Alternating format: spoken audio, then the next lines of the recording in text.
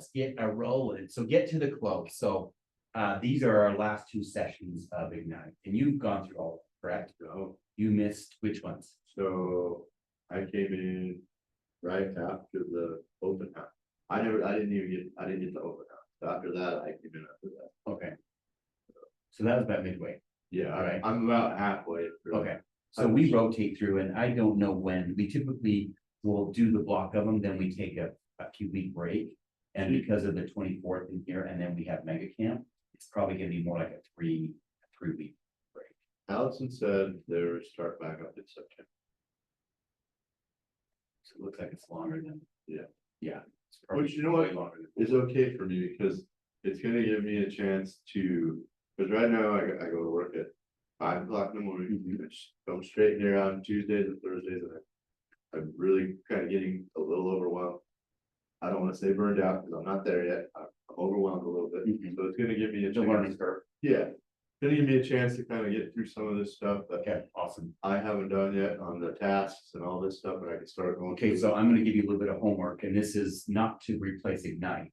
But we have, and Sydney, this might be the same question for you. I don't know how far Ignite you went. We have playbooks. There's 5 or 6 different playbooks, okay? I want you guys to download, because basically we have like a QR code that allows you to download, yeah. But it is the playbook, it's the step-by-step for whichever item that you're downloading. So there'll be one on your command database, there'll be one on like open houses, right? So just do one at a time, but Okay, it'll give you like a reference guide, if you will. great, kind of like an outline. So what is Mega Camp? And I did all but one class. Oh, awesome. Oh, I'm not sure which one class you missed, but we can definitely, if it's just one class, we can get you, if you want to put it in the chat, we can get you the little guide or whatever that comes with the class, because each of these classes have their own things. Mega Camp is one of 2 large family reunions, the other one. Mega Camp Family Reunion are the 2 large conventions that KW International hosts. Family Reunion, they pick a different location every year.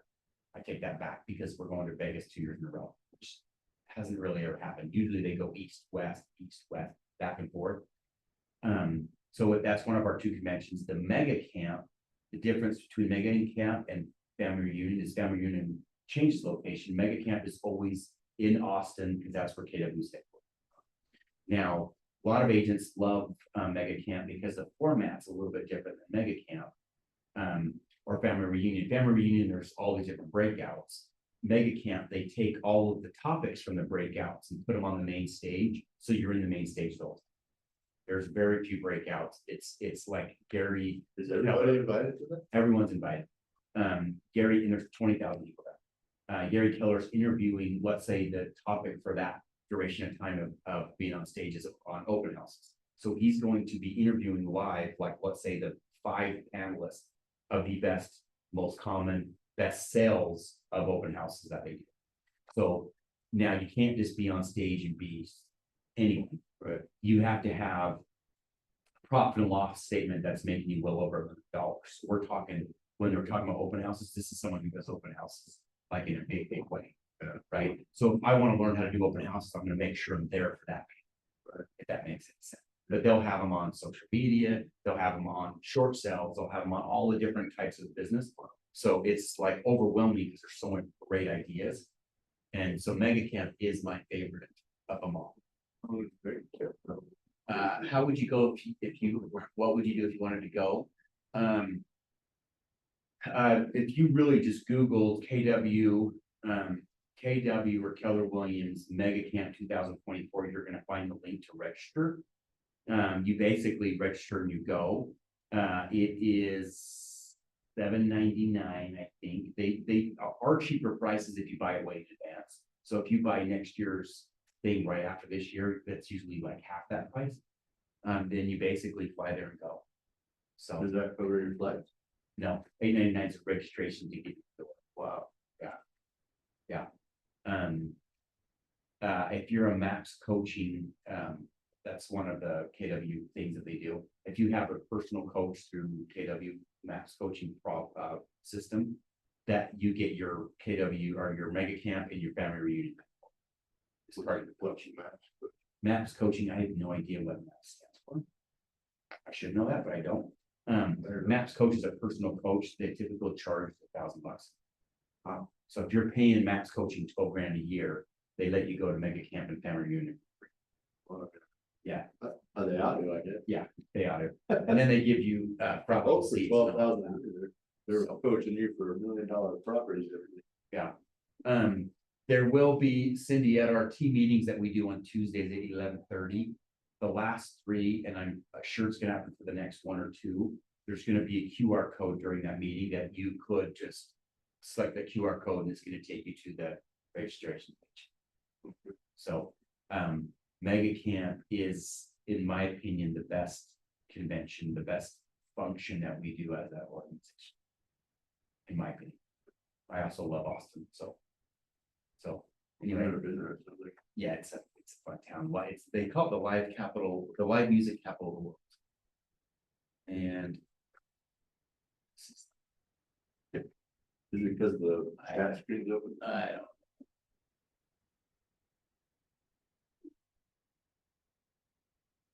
don't.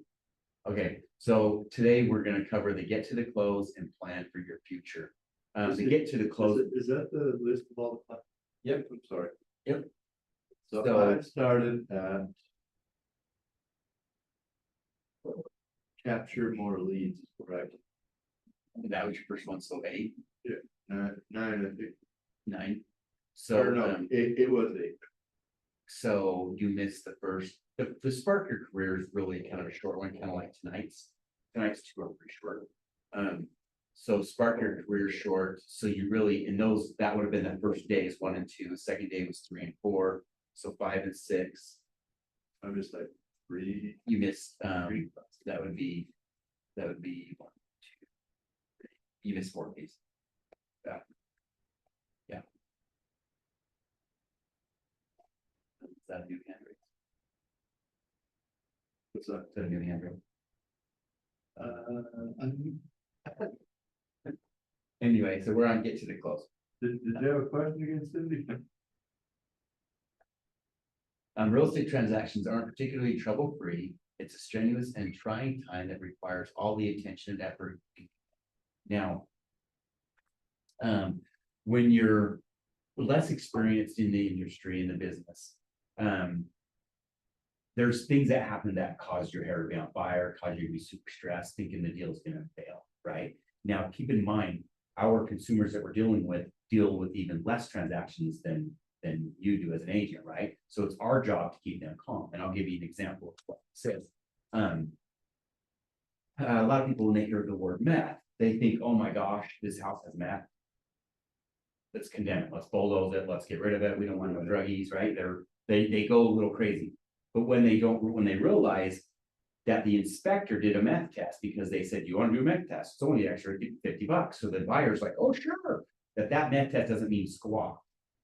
Right? But it scares the crap out of it because it's a meth test. So really all it means is when an inspector does a meth test is it's the same thing as if the inspector says, you might need to get a roofer to come look at the roof, right? You might need to get an HVAC person to come look at the furnace, right? It's the same thing.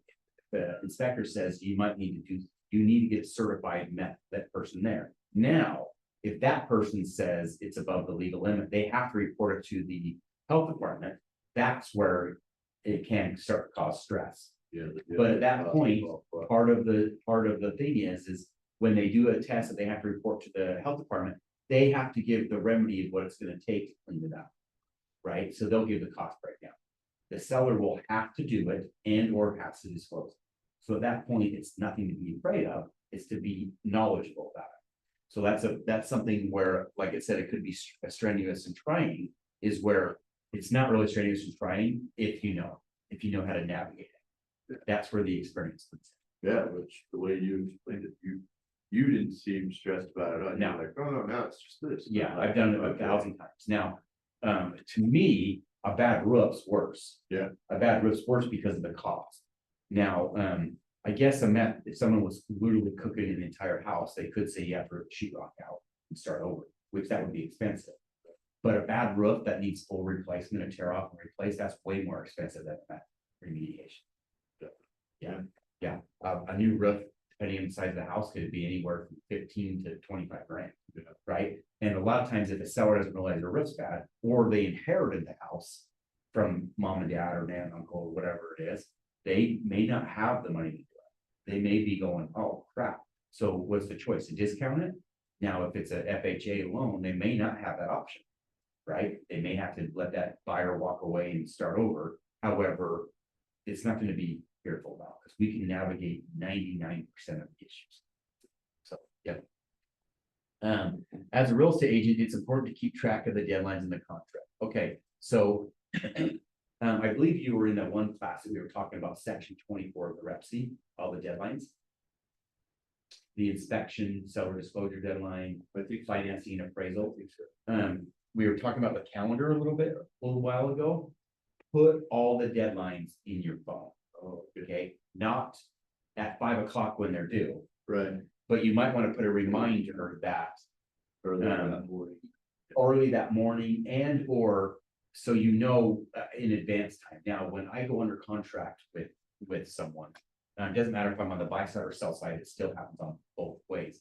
I share with the other side, including the loan officer title. I share with them, I'm gonna rephrase this. My assistant shares with them all the players, right? Who the loan officer is, who the title companies are, who the agents are, right? And all reiterates all of the deadlines. So we all have what I would call a quick reference time frame. Then they go and they add it to my calendar. So I get a notice that says dismiss due diligence deadline is tomorrow. So that reminds me that I need to finish or finalize anything that we were working on to make sure we don't go past that. Okay, same thing with the financing debt. Okay, so you got to know those. Once you go past your deadline, your earnest money is no longer secure. Which having it not secure is not a big deal. So people freak out about it. But if we know we're going to buy the house, who cares? Yeah. Who cares if it's hard? Yeah, I mean, if they're in all the way. So going under contract, that's what this class is about, is getting it to the close. Once you go under contract, all of your deadlines, all of your deadlines start ticking. Okay. Now, the first deadline, even though it's not a written deadline, is you got to collect your earnest money. Okay. And if you are on the listing side, you have to receive a confirmation of that they collected their earnest money. So our REPC in the state of Utah says we have 4 days to collect it. Okay. Then it says that we're going to deposit it in accordance with state law. Well, what it doesn't say in the REPC is that our state law says we have 4 days to get it deposited. So we have 4 days to collect it, and then we have an additional 4 days to get it deposited. So you're basically have 8 days. You have 8 They days. don't. So it's not like an emergency, but the idea behind the 4 and the 4 is, let's say you go under contract Friday night before Memorial Weekend, right? There's 3 days. Your banks are going to be closed. They may not be able to get the check. You could blow through 4 days like that. Yeah. Right.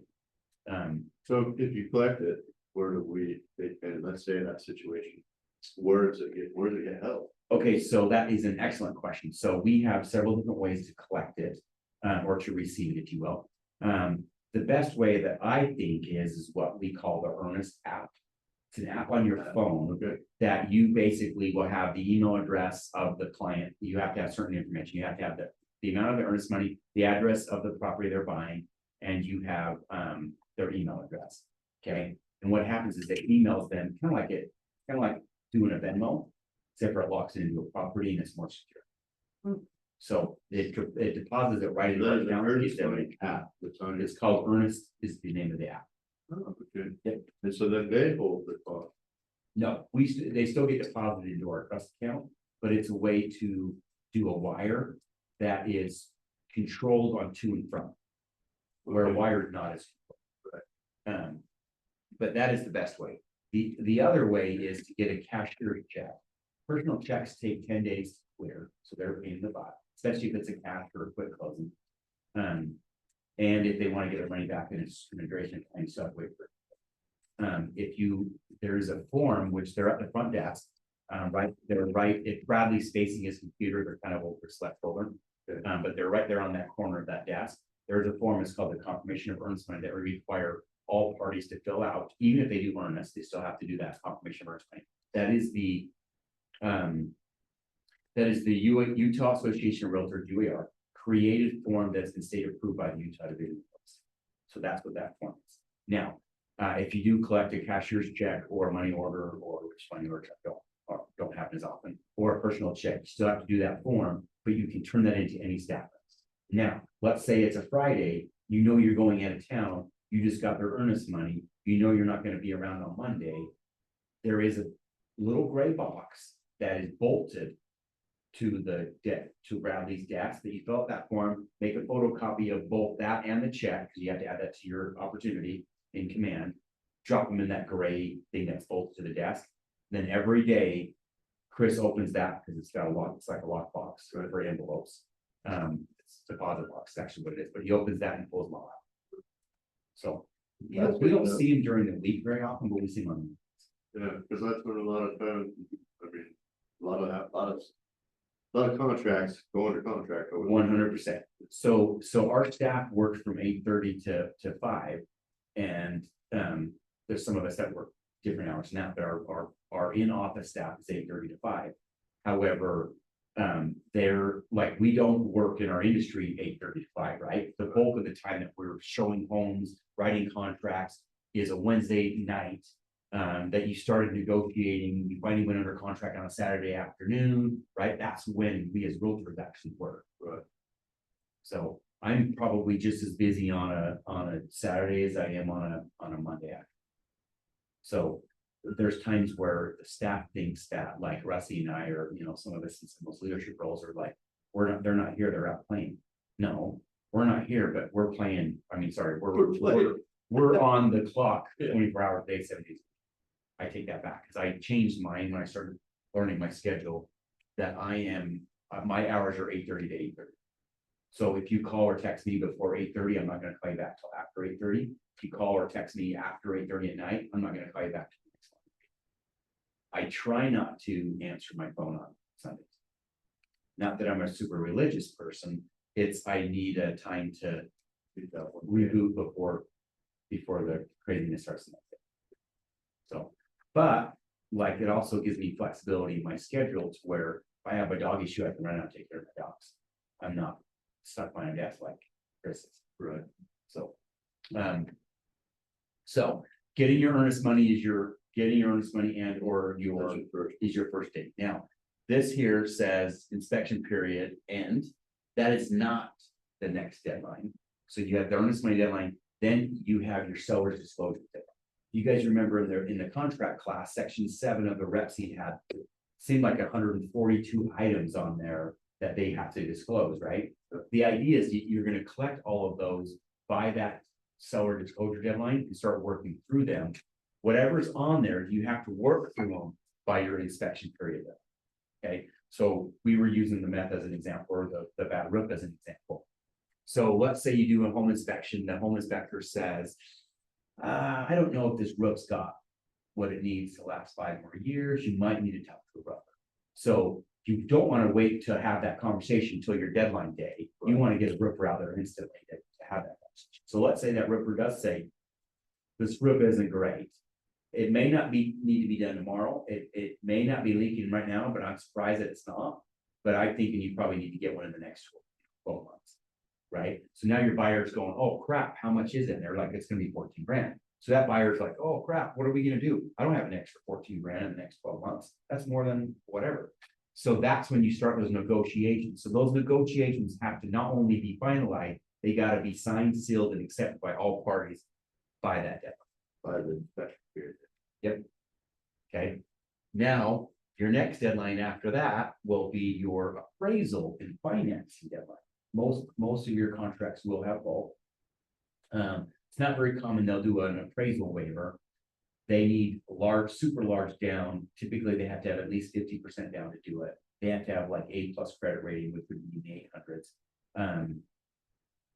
And still, they don't always waive it.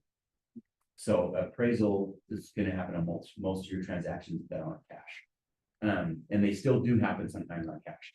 But by that deadline, the appraiser has to have it appraised.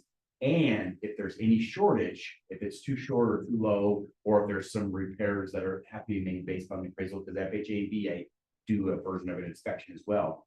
You not only have to have it done and completed, you have to have those items negotiated before your appraisal deadline. Okay, now the buyer has what they call a financing deadline. And the buyer has until that deadline to verify, prove, be okay with everything in the terms of their loan. If you go past that deadline and you have them canceled, then everything in the loan must be perfect. I must just be okay with it. Or they lose earnest. So those are your deadlines before you get to. No, it's a trick word. That's why I put it. Settlement. Settlement. So settlement is the day that everyone refers to closing, right? So you'll be at work or your clients are at work and they're like, I leave early today because I'm going to close on my house, right? That's what we all refer to it as. Right. That's actually settle. I'm leaving work early today to go settle on my house. Closing is what happens the next day when we're not even around. The title company records it and they disperse the money. For whatever reason, we always refer to it as closing. We always probably will, because that's what initiates the actual closing. So those are the deadlines. So who we work with mirrors ourselves. So if a loan officer has horrible customer service, you're probably not going to want to continue sending them leads, right? But the same thing with us, right? So if we're going to work super hard on our customer service, we're going to want a title company, we're going to want a lender, we're going to want all of those to do the same. What's up? This is Troy. Troy. Traffic, well, my poor planning, I really got me in traffic. Yeah, the traffic's horrible. It wasn't like this 6 months ago, I think. No, it's just getting, Every day it's getting worse. yeah. I travel from Salt Lake, my other job's right by the airport. And I have to like leave there at 4:30. What are your balls? Yeah. Pulling your hair out every day. Oh, yeah. No, those people who commute they live in those bigger cities, I think we become one. Yeah, You should hear those stories. It's insane. Like my kids live out in West Haven, my littles. And I don't even like to go visit them. I live in Syracuse. It's a pain in the butt. I live at the end of Antelope right there. I don't even come this way except for to come here. Yeah. Because it's I that travel the slow. other Legacy Highway now, that new. The new road. I bet Yeah. that's nice. Okay, so work with a small group or partner. What I suggest is, being newer, you're gonna meet loan officers, you're gonna meet title people. Pick the team that's gonna be like your same personality, because to be honest with you, most of our clients that we bond with, if you will, are gonna have our similar personality. And if someone's like this type of personality that we find annoying, we're not gonna want to have that be a loan officer. Right? I have tons of friends that are loan officers that I don't send in business because I like them as a friend, but they're not a good loan officer. So, and they don't take offense because it goes both directions. So you have to create what I would call your core group that you can work well. So you don't really have to have an appraiser in your pocket, but it wouldn't be a bad idea to become have a relationship. So if one of my clients say, hey, I need an appraisal, I can refer them an appraiser. I have one that I would consider my go-to guy. And the first few appraisals that he's done for me were just happened, just circumstance that he got. And he did such a good job, and he was always personality-wise workable, that I always try to navigate the system, if you will, to have him do my appraisals. Now, loan officers tell you they don't have a choice. They have to give it to whoever, which is. So here's how it works. In Utah, they have what they call a third-party appraisal, which is independent from the appraisers. But basically, it's like an algorithm that when the loan officer requests, or underwriter, whoever's requesting the appraisal, puts in the address of the property, if it's a buyer or refi, or if it's purchase refi, or just a general appraisal. So they put the type of appraisal it is, FHA, VA, whatever it is, and the amount that they're willing to pay for that appraisal and the time frame they want it done. Now, an appraiser, which a lot of times they have companies, staff member that goes in, they watch this system, they grab them out of the queue. Oh, we're already gonna be in Kaysville next week, so I'm gonna grab this other Kaysville one. So we're gonna do two at the same time. So they grab them out of the queue. So how you trick the system, if you will, and I don't know if this is being recorded. Because they don't, the loan officers, his wife's a loan officer, the loan officers hate when we do this, but I won't work with a loan officer who doesn't do this. I tell my loan officer, his name is Dax. Not my loan officer, my appraiser. He watches, we tell him when we're gonna submit it. So they watch the queue and he picks it up. And he already knows in advance what the address is gonna be. I mean, I don't know. That's how we kind of cheat the system, if you will. Now, we're not supposed to have influence over him, but I trust his judgment, I trust his work, I trust his professionalism. I trust that I'm not gonna have to have influence over him because he does a good job. Now, there was an appraisal company, I'm not gonna say their name because I don't even know if they're still in business, but they were historically coming in low. And the guy was a total a-hole, the owner of this appraisal company. He was combative about everyone who tried to talk to him. And they got to the point where their agents saying, who's your appraisal or what appraisal company? Because this one is not allowed to do appraisal on anything. So they got that back. So So it's good to keep in mind too, the AMC, the appraisal management company. The that's the third lender, party. the lender that works with them, so let's just say Citywide or whatever, has this AMC, they actually get to pick a panel of appraisers that fit in their selection queue. So not every appraiser in the state or in that region is watching the same list. So like, Sean's friend or his appraiser is connected with the lender that you typically use or multiple, and he's on that list. Does that make sense? So, It's one of my, yeah, so that lender, so each lender will have a panel, depending on the volume of transactions they do, whatever, 3 to 5 to 6 or something appraisers, they'll watch those lists and pull them as they make sense for their workflow. So if you're using a new lender that's not one you're familiar with, it might, your sort of preferred appraiser might not even be on just seeing those come through. So it's good to have a relationship with them to an example of getting a bad appraiser, not that the appraiser is bad, but it could result in a bad appraisal. The Yale Harbor area in Salt Lake, the Sugar House area in Salt Lake, East Ogden, they're all in the same similar thing where you could have one block of $1 million homes, 2 blocks down the road or around the corner, they're half that price, right? And if you get an appraiser that comes from Tooele who doesn't know East Ogden, they're comparing it to things in, 4 or 6 blocks away. They're like, what's within my radius? But it's really not within that network of people that live in that one spot, right? So you gotta have someone who knows those little niches. Yeah. So that's where, when Troy was saying that they have their panel of people, their panel of people may be different if they're doing a loan for someone in Tooele as they are in East Ogden, even though it's the same loan officer, same company. That makes sense. Yes, because Yeah. the area is different, so he's got different people that he sends Yep. to those. Yep. Hey, she, looks like Cindy has her hand raised. She's had her hand raised all the time. Oh, She can hear us, but we can't hear her. oh no, And Chris tried to figure it I out. don't know how to fix it either, so. I should have had Bradley fix it before he left, but Yeah, the comments. shit. yeah, she commented earlier with her question, so that will pop up if she doesn't. So we have here, I don't know if you guys have met Tommy.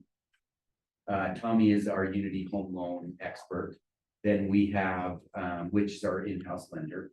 And we have Amicus Title, that's kind of our in-house title company. So those two are great resources. They're not, either one are here.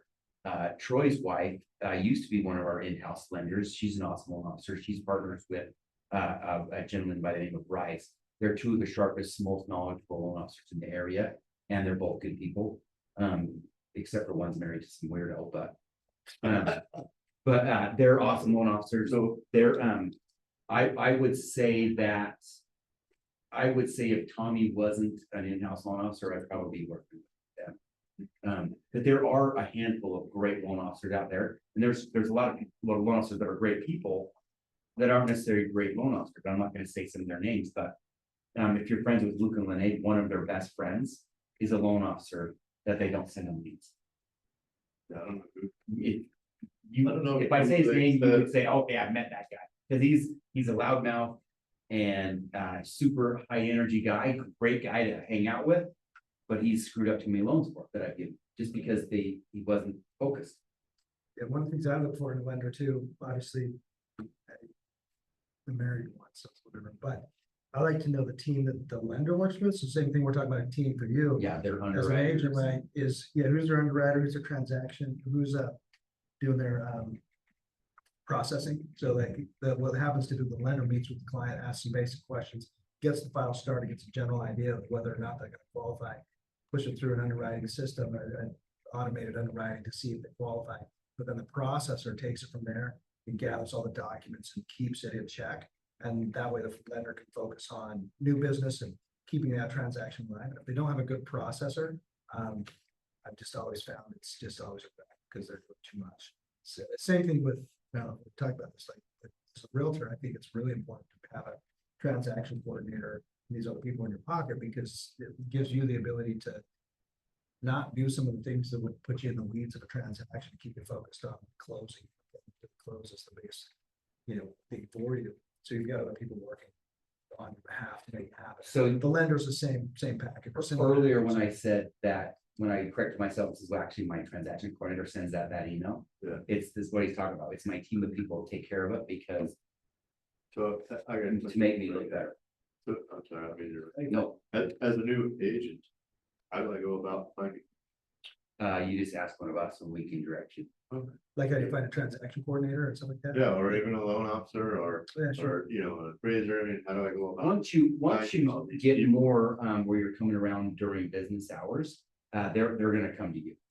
Okay. Because they hunt you down as a new agent. And Sean can probably send you a single email or two or three of each department, or I can do the same.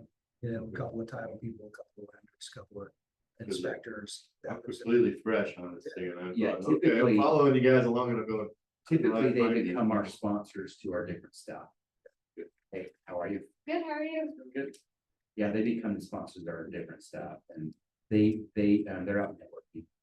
Right? Just as- I mean, it's like- So when we think of our clients as the consumer, the homeowners, right? And you would think that their client's homeowner too. Well, we're really their client because we bring them.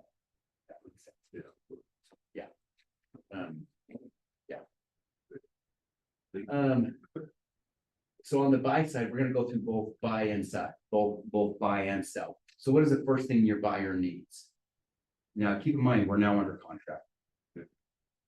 We talked about it earlier. Everything they need, What's the first thing they need? uh, First thing we talked about is they gotta do their earnest money, yeah, the earnest money. okay? Because keep in mind, now we're under contract because now we're already under contract, so we've already had them talk to the lender, we already had them pre-approved fees. Excuse me, thank you. One of the first things that your TC does, remember the email that I said that it gets sent out? That's notifying everyone, including title, because they're all on it, that we're under contract, here's a copy of the stuff. Okay, then we get our earnest money, and that's one of the very first things they do. Now, what causes anxiety for people, including us, is that we don't know what's next. We don't know the next step, right? We're like, well, I haven't heard from anyone and it's been 12 hours. When you're on the sell side, on the seller side, you can literally go days without any communication because all we know is we went under contract and they sent us their earnest money receipt. And then all of a sudden we haven't heard and they're like, a crappy agent's like, hey, our due diligence is due tomorrow, so I have an inspector coming through tonight. And your seller's like, hell no, we got Dan's recital, right? We're not gonna be there. So that's bad communication. So you gotta over communicate. So if you're explaining them what the next step is, you're going to help bulletproof your transaction. So, And inside your KW app, there's a buyer process list already built in there actually. So you can go in and customize that, but it's got some of the basic flow to it. I would definitely spend some time. If you haven't had a tech appointment already, get a tech appointment. You can customize that list. So when your buyer gets your app, which is really the best place for them to search for houses, once you're working with them, you can also, there's like a buyer process flow that will show them that they need to pre-qualify, things. And you can customize it so that it adds things that are important to you or. so on the one slide which was this timeline, and I said, well, we gotta add the appraisal. So this upper time, this one's showing all the little ones. So inform listing agent of the inspection schedule, and it could be, hey, guess what? The inspector said the roof needs to be looked at, so we're gonna have that guy come tomorrow. So it's just keeping them all informed. So you could see that there's a lot of little things, even though it looks like there's big gaps. There's a lot of little things in between. Now, this is if you have to negotiate something, then you, same thing with your appraisal, if you have to negotiate something there. And then there is your final walkthrough. So your final walkthrough, I don't always do them. Do you do them every single time? Not every time, but I do as often as I can. So there are some agents who say I do them every single time. And there's some agents who say I don't do them at all. So I only do them if there is, if it's a vacant property, I won't do it unless there was work that had to be done. Because then we're gonna go verify the work and stuff. If it's an occupied property, even if there wasn't work to be done, we want to still do it. Because there could be what I call moving related damage, right? They, instead of hiring professionals, they got their buddies to do it for beer and pizza. And one of them backed their truck over the front lawn and busted a spring, right? One of them was moving a couch and they ran the dolly through the wall, right? There could be some, even if they made a mistake, there could be some stuff. So I'm dealing with one right now, negotiating this. And it absolutely infuriates me that the listing agent is kind of just like washing their hands, but like, sorry, not my problem. Our buyer closed on a Friday. The seller had till the following Saturday to be out. That Saturday, they sent a picture to our agent, who our client is not gonna be in there till Sunday. Hey, sorry for the leak, you might wanna get this looked at. Because they're trying to wash their hands from it, they're saying, well, we closed a week ago, it's no longer our house, you're the owner now, it's your problem, because we're kind of like tenants. But what it was, is when they unhooked their washer and dryer, the valve, which valves will go bad over time, right? Especially if it's a 30-40-year-old home, the valve went bad. And they're trying to say it wasn't bad until they disconnected it, it was no longer their house. Now, they found out there's a whole bunch of damage that valve had been leaking behind the wall that no one would have seen for some time. And it's in the floor joists, causing damage in the basement below. So it's not just fixing a valve, it's now we got damage to the lower level. And they're saying there's the appraisers, or not appraisers, the insurance companies are saying this wasn't a valve that leaked for 24 hours. This is something that's been leaking for quite some time. So there's gonna be some insurance companies side, but it infuriates me that the seller is just like trying to blame everybody else. Anyway, that's what those walkthrough can help catch some of that stuff. Like I did an inspection just around the corner a couple of years ago, and it was like an hour before our closing. We walked through, and similar thing where we walked, the whole house was great. We walked downstairs in the utility room though. One of the valves was leaking and it needed replacement. Didn't cause any damage because it really was like You caught it quick. but it was before we closed. So we were quick to say like, hey man, it's not in the same condition it was when we went into contract. This is clearly an issue that needs to be addressed. And they were able to take care of it. So I think it's a good example of, if you can, I would. And it's also another touch point for you to be with your client, asking for the referrals, how do we do the process, that kind of stuff. And that's on the class for another day, but I think anytime you can meet with them, especially when it's connected to that, it's a great idea too. I'm with Sean though, a vacant property that's doesn't need repairs, etc. Typically, may not make the time to do it. If you catch any issues like that before you close. Yeah. So, right now, one of the things that we're seeing is homes that were being marketed in the spring, especially when they took the photos in the spring, were a buyer super excited. They're looking at the photos, they've driven past the house, the grass was green. Now that it's 122 degrees out, the grass is not green. Weird. Doesn't matter how much water you try to put on it, right? It's not like what it was 3 months ago or in the pictures. So they're like, it's not in the same condition. They did not water the lawn. And that seller is like, I watered the lawn like way more than I was before. It's just so hot, right? So there's little things that you just have to accept, but you don't have to accept it if the lawn's absolutely burnt, like they just turned it off and walked away, right? So there's certain things you got to work through. But that's what the walkthrough is to help. We talked about the communication of the deadlines. We talked about always keeping them abreast of what's happening next. When I represent a seller, I always even talk with the lender. I talk with the lender before I go under contract to kind of vet the buyer, and I talk to that lender throughout the transaction. Now, some good lenders will have an automated system that will give both parties or all parties an update on appraisal was ordered today, right? So sometimes you don't even have to reach out to the lender, because they're already communicating with you. So the over communicating is better than under communicating. If you have to do a contract change in an addendum, if you have to negotiate a price because of appraisal, if you have to negotiate that roof repair, whatever it is, don't wait till the deadlines to do it. Do it way in advance, way in advance. There really is no excuse to have emergencies in this business, and I know emergencies will happen. However, we don't need to add to it by ignoring it. On the communication plan with my buyers, typically when I meet them before we even view any properties or in the first viewing of a property, I usually walk them through the things to expect, which is, you're gonna need to deposit earnest money within 5 days of getting under contract. Once we're under contract, I want you to schedule the inspection like the day after we go under contract. Like, you've already decided you want to buy it, but let's know who your inspector is now. And when as soon as we go under contract, just get on the horn with them and call them and get it inspected as soon as possible. Because the longer you wait, the less time you have to negotiate and deal with issues. Even a roof inspection might take a week to 2 weeks to get somebody out there to look at it. And the seller might just say, we're not doing an extension, we're not doing anything, and then you're kind of bound. So prep them with those steps.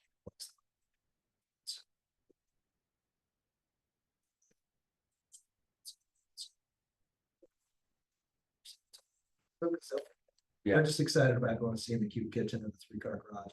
It's we need to like continue Hey, do to. you remember when we had the consultation, we talked about the process, and one of the steps was the inspection, right? Okay, I remember that now. Well, we need to get that scheduled now. That's what you don't want to wait. Gotta Yep. keep nudging them along. Now I typically use, I don't know which one you use, but I use Nook and Cranny. My assistant will schedule it. But they do all, I think most of them are like this now, but they do everything online. So it's super simple. They just pick the day and time they want, or not the time, but they pick morning or an afternoon on the website. Yep. Now I don't always attend the inspection. I will if my buyer wants me to. I try to avoid it. Some people will go to all of them. Some people don't go to any of them. But I typically will, I make my buyer go. They don't go to the whole time. So let's say that the inspector, they pick the afternoon. The inspector gets there at their time. They're there for 2 hours, crawling through the attic, looking under the crawl space or whatever they're doing, looking through all the stuff, go walk on the roof. They're not only, the reason why I use Nook and Crannies, they wear body cams and they record everything. They take pictures of everything and they put it in their system.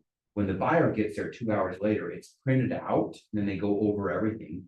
Nook and Cranny then emails it to them, so they get a physical copy at the appointment, they print them, but they get an email copy and I'm on that email. So then I follow up with, because I don't want to go there, because I have a general contract. So I don't want to go there and have them start, I don't want to pressure them to using my crew to fix stuff. Because a lot of my clients do know that. So that's one of the reasons why I avoid going, but the inspectors will a lot of times ask, well, what would you bid this roof at? Like, I don't want to get involved. I want them to not have any pressure, go through everything. Because the inspector, when he sends it to me, then I follow up with them and they say, so did you get the report? I'm looking at it right now. So we set the time and we go through, okay, what the inspectors say, the back page of those reports that from my people have the most important items, if you will. And they have them all listed throughout room by room, but then the back has them abbreviated, if you will. And we go to that back page and we go through what we call the most important. And let's say there's 12 items on there. And we talk through those 12 items and decide if any of those 12 items are big enough for them to have to go the next step. Yep.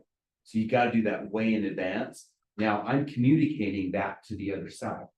So let's say Troy's on the listing side. Troy's waiting because he knows the inspection came through yesterday. And he knows he's probably we're not gonna hear anything because it was yesterday evening.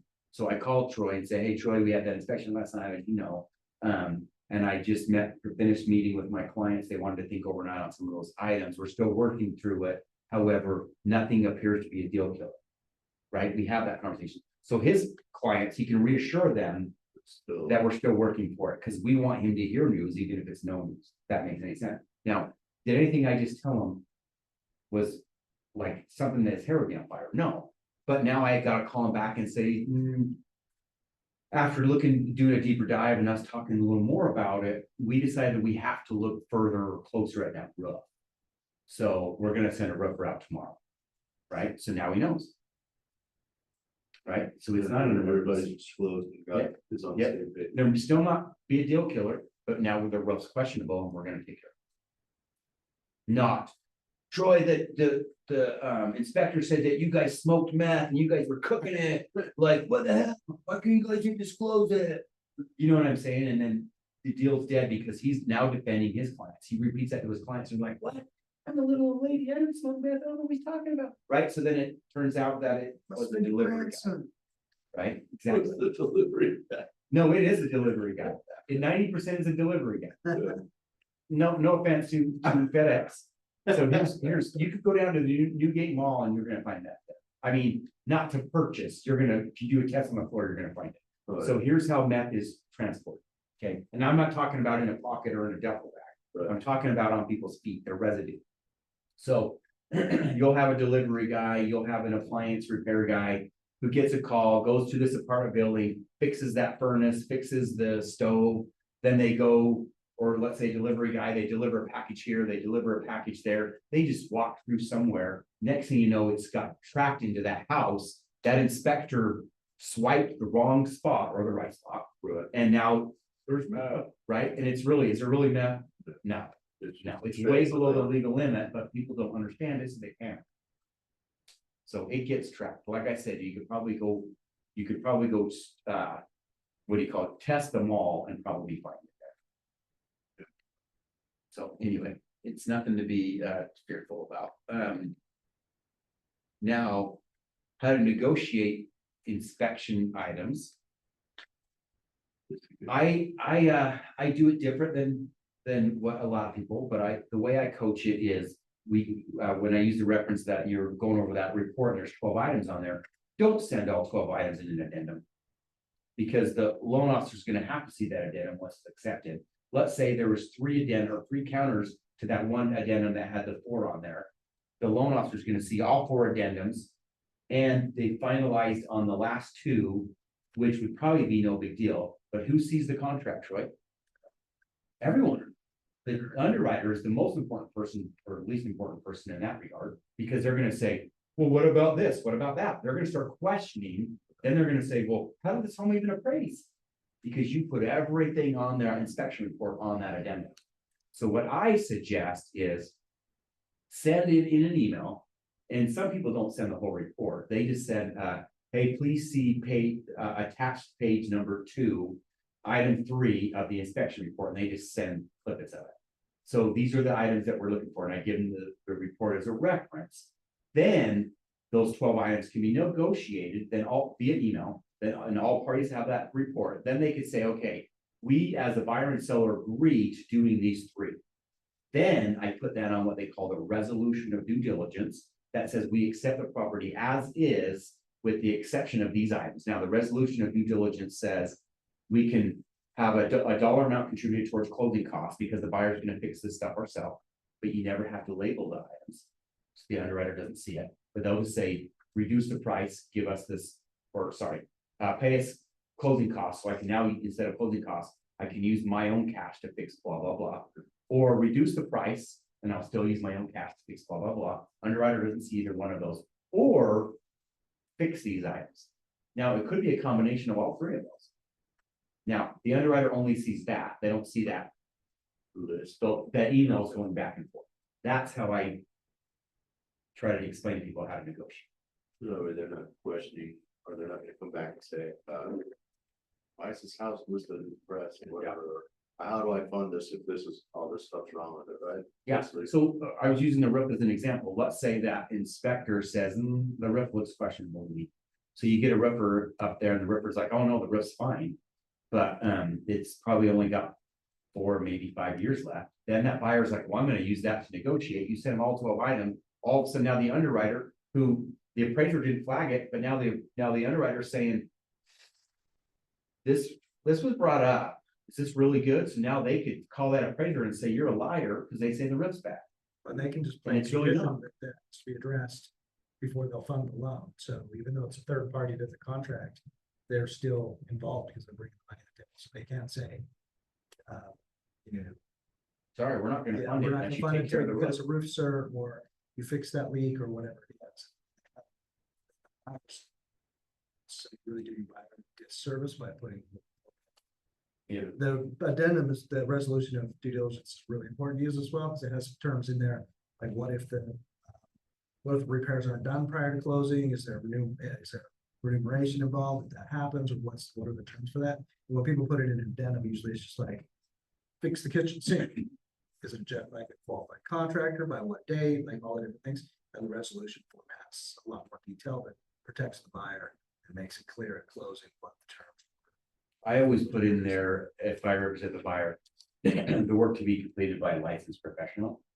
Now, an underwriter is gonna require it for sure if it's plumbing or electrical. But you don't have to, you could do a roof without being licensed. But not all roofs are gonna be equal, right? You'll get someone who's like, oh, I can fix that myself, and they slapped some tar on there and slid a old shingle on it that's a different color, right? It's not leaking, it's been fixed.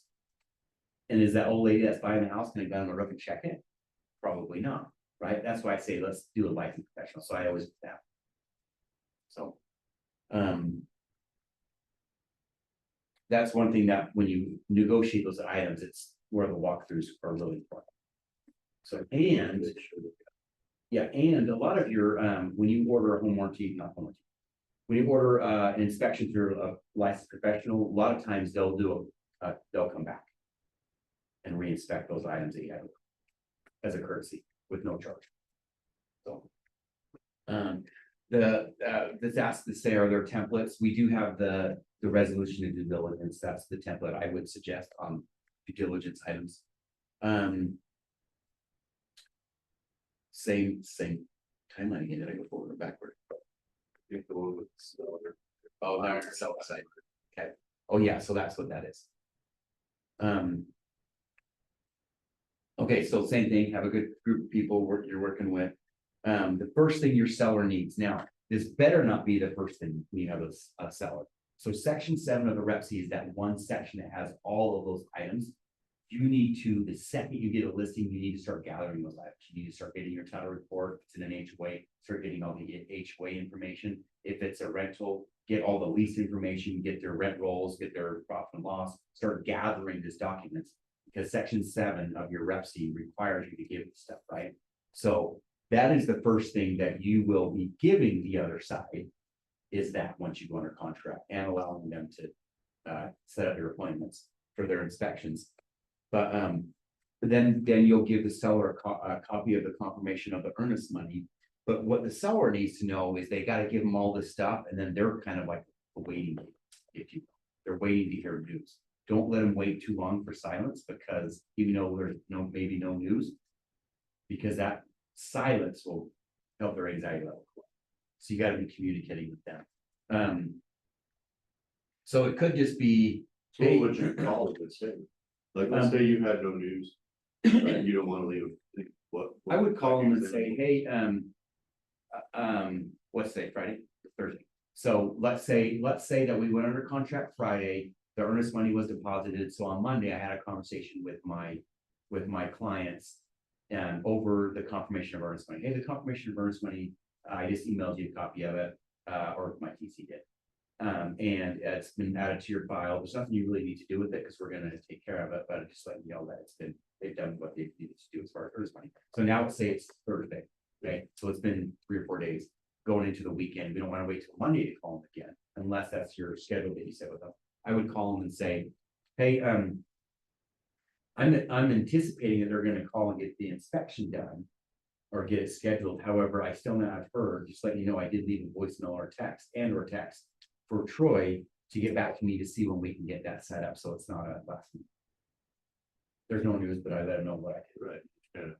Yep. Give Yep. something. Or, hey, Troy and I just talked, and we're gonna set up the inspection. But earlier when we were doing showings, you mentioned you hate doing mornings, so I asked them if we could do an afternoon one. Is that still what's best for you? Right, so it gives you a reason to call. So, yeah, so not like you have to make up things to call them, but don't wait for them to call you. Right. Yeah. I just needed some examples, that was great. Yep. Now. The seller side under contract, there's really a lot, well, because you do a lot of it when you first take the listing, but once you go under contract, it's more giving this stuff to the buy side.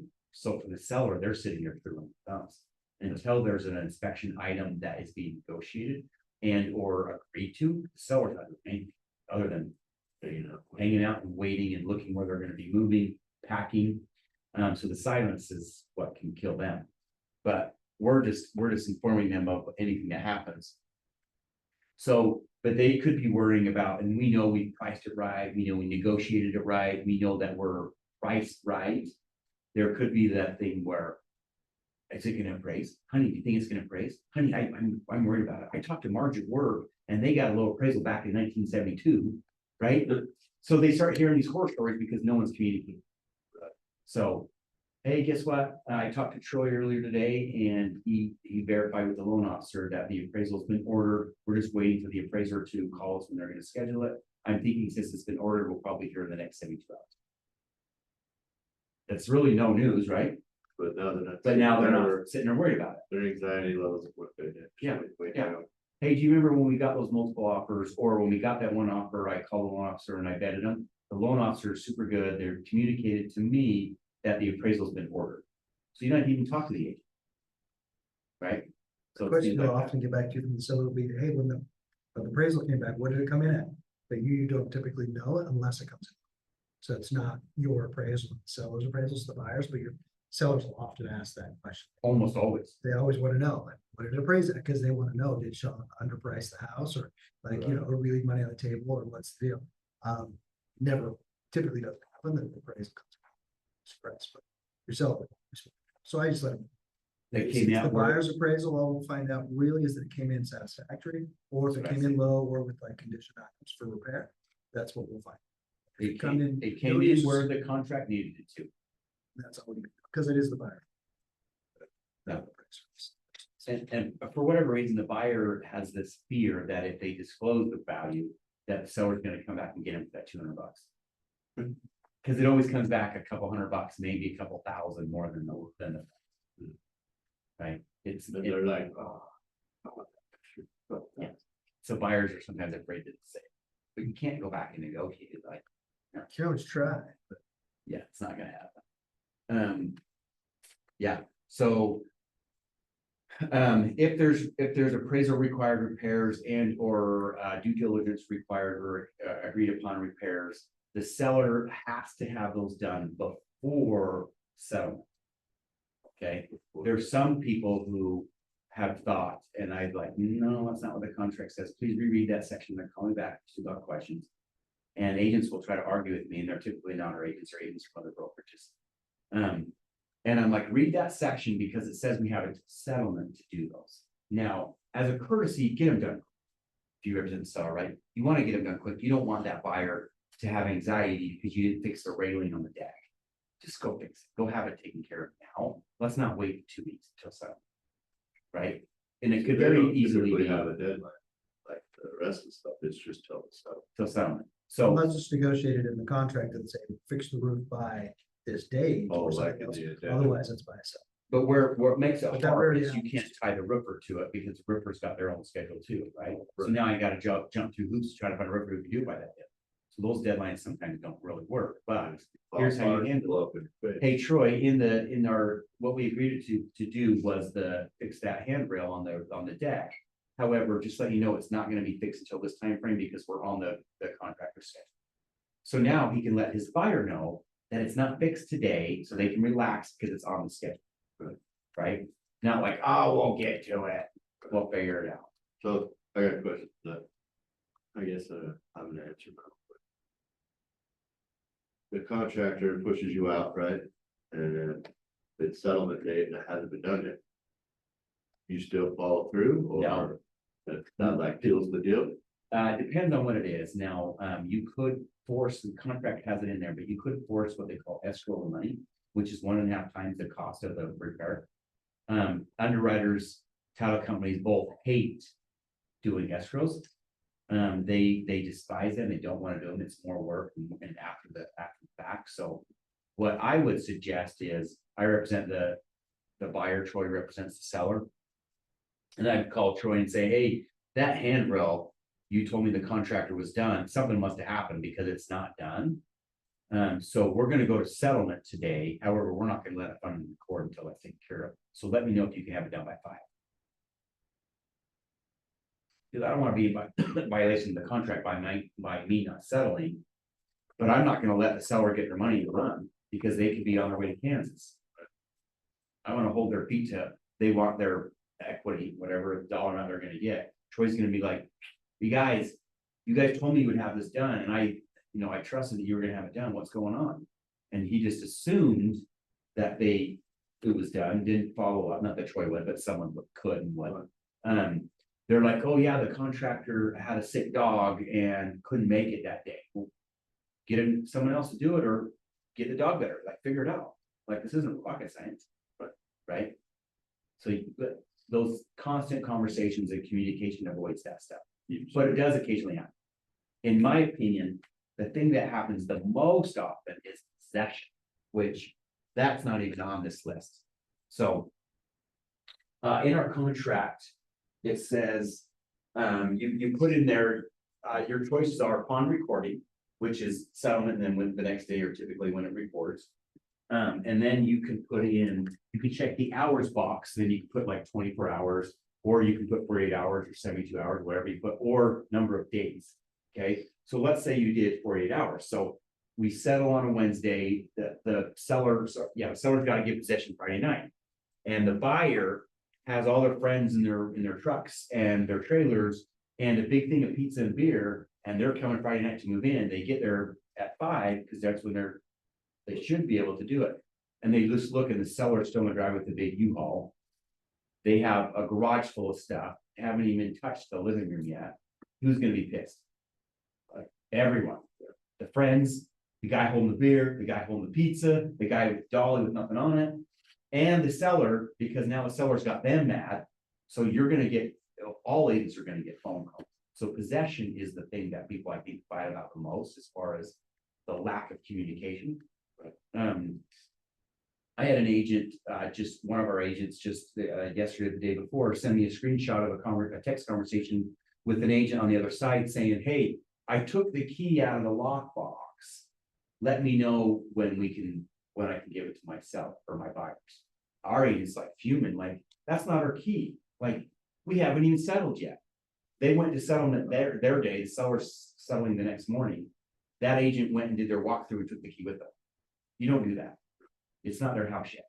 So if you represent the seller, what I would do is probably remove the lockbox and keep the key, and or stash the key, and I'll give you a photo of where the key is stashed once my sellers completely out. Or better yet, remove the lockbox, put the keys in a drawer in the kitchen as the seller's moving out, make sure they don't leave that stuff there, and give them the garage code once they're moved out. Another thing you can do is on that super electronic boxes, you can put a call before showing code, CBS code in it. So once it goes in the contract, we can do it before, whenever, but you can put the CBS code on it when it goes in a contract. Two things, you don't get random agents thinking they scheduled this house and they want to come show it and don't. But then that agent can't get in that box without the code from you to get in the box. So then once the deal closes, you can then send a screenshot with that code. They can print the box. Yeah.